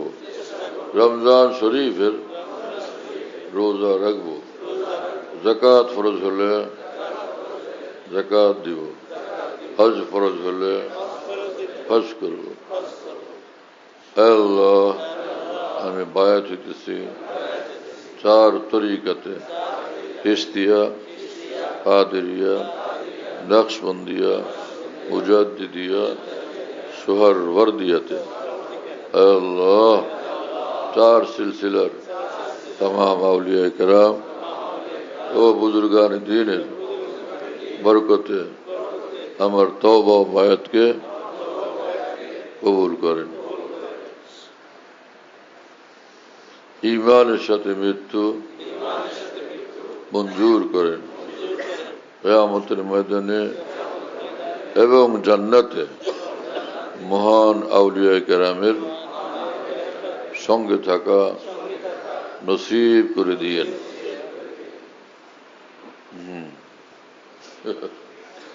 এখনো তো আদা মসজিদ ভর্তি, তো এত মানুষ বসছিল কোথায়? না না, সে যে ভিতরে যত লোক ছিল অনেক ঘন হয়ে বসে। তো যারা বায়াত দিয়েছেন তালবেলে মানুষ, যারা তাদের আমল হলো দিন রাত 24 ঘন্টা নজর হেফাজত করা, জবানকে গীবত এবং সব গুনাহ থেকে হেফাজত করা, দিন রাত নিজের গুনাহ থেকে নিজেকে হেফাজত করা, 5 ওয়াক্ত নামাজের এহতেমাম করা, আসাতেজার আদব, কিতাবের আদব, আকাবের আদব, এটার লেহাজ রাখা, আর তাকওয়ার উপরে চলা, গুনাহ থেকে বাঁচা। আদব, তাকওয়া আর ইলমি মেহনত, এই 3 জিনিস, আদব, তাকওয়া, ইলমি মেহনত, বা ইলমি মেহনত সেই সঙ্গে তাকওয়া এবং আদব, এই 3 জিনিসকে মজবুত ভাবে ধরি। আর সেই সাথে যদি ইত্তেবায়ে সুন্নতের ইহতেমামও করি তো আরো ফায়দা, আরো লাভ, আরো তারাক্কি, আরো উন্নতি অগ্রগতি হবে ইনশাআল্লাহ। এই হলো তোলাবাদের আমল। আর আপনারা জিকির করতে চান তো মুস্তাকিল সময়ের দরকার নাই, 5 ওয়াক্ত নামাজের পর 20 বার করে লা ইলাহা ইল্লাল্লাহ পড়েন। 5 ওয়াক্ত নামাজের পর 20 বার লা ইলাহা ইল্লাল্লাহ, আর 10 বার ইস্তেগফার, 10 বার দুরূদ শরীফ, অথবা 20 বার দুরূদ শরীফ পড়েন। 20 বার লা ইলাহা ইল্লাল্লাহ, 10 বার ইস্তেগফার, 20 বার দুরূদ শরীফ, এই আমলটা করেন 5 ওয়াক্ত নামাজের পরে। এতে প্রতিদিন 100 বার লা ইলাহা ইল্লাল্লাহ হবে, 100 বার দুরূদ শরীফ হয়ে যাবে ইনশাআল্লাহ তাআলা। আর প্রতিদিন এশার নামাজের সুন্নতের পর ভিতরের আগে তালবে ইলম 2 রাকাত 2 রাকাত 4 রাকাত তাহাজ্জুদের নিয়তে পড়বেন। প্রথম 2 রাকাতের পর সব গুনাহ থেকে তওবা করা, আর দ্বিতীয় 2 রাকাতের পর তামাম নেক উদ্দেশ্যের জন্য দোয়া করা।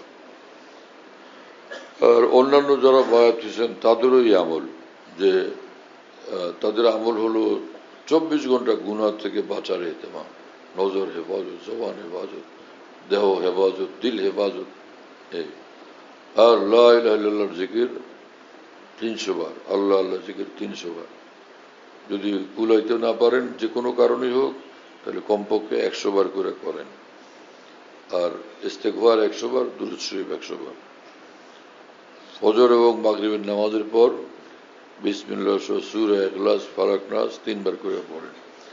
এশার সুন্নতের পর ভিতরের আগে 2 রাকাত 2 রাকাত 4 রাকাত তাহাজ্জুদ নিয়তে পড়বেন। যাদের ভোর রাতে তাহাজ্জুদের অভ্যাস আছে মাশাআল্লাহ, না হয় এশার সুন্নতের পরে যদি পড়েন সেটাও তাহাজ্জুদের ফজিলত অর্জন হবে। তাহাজ্জুদের ওয়াক্ত শুরু হয় এশার পর থেকে, কথা বুঝতেছেন? আর সর্বোত্তম সময় হলো ভোর রাত। আল্লাহ তাআলা তৌফিক দেন এবং কবুল করেন।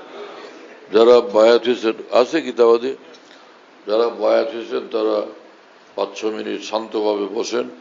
আপনাদেরকে এই যে পৌঁছায় দিবে একটা ছোট্ট কিতাব, যার মধ্যে এই বিভিন্ন আমলের কথা উল্লেখ আছে।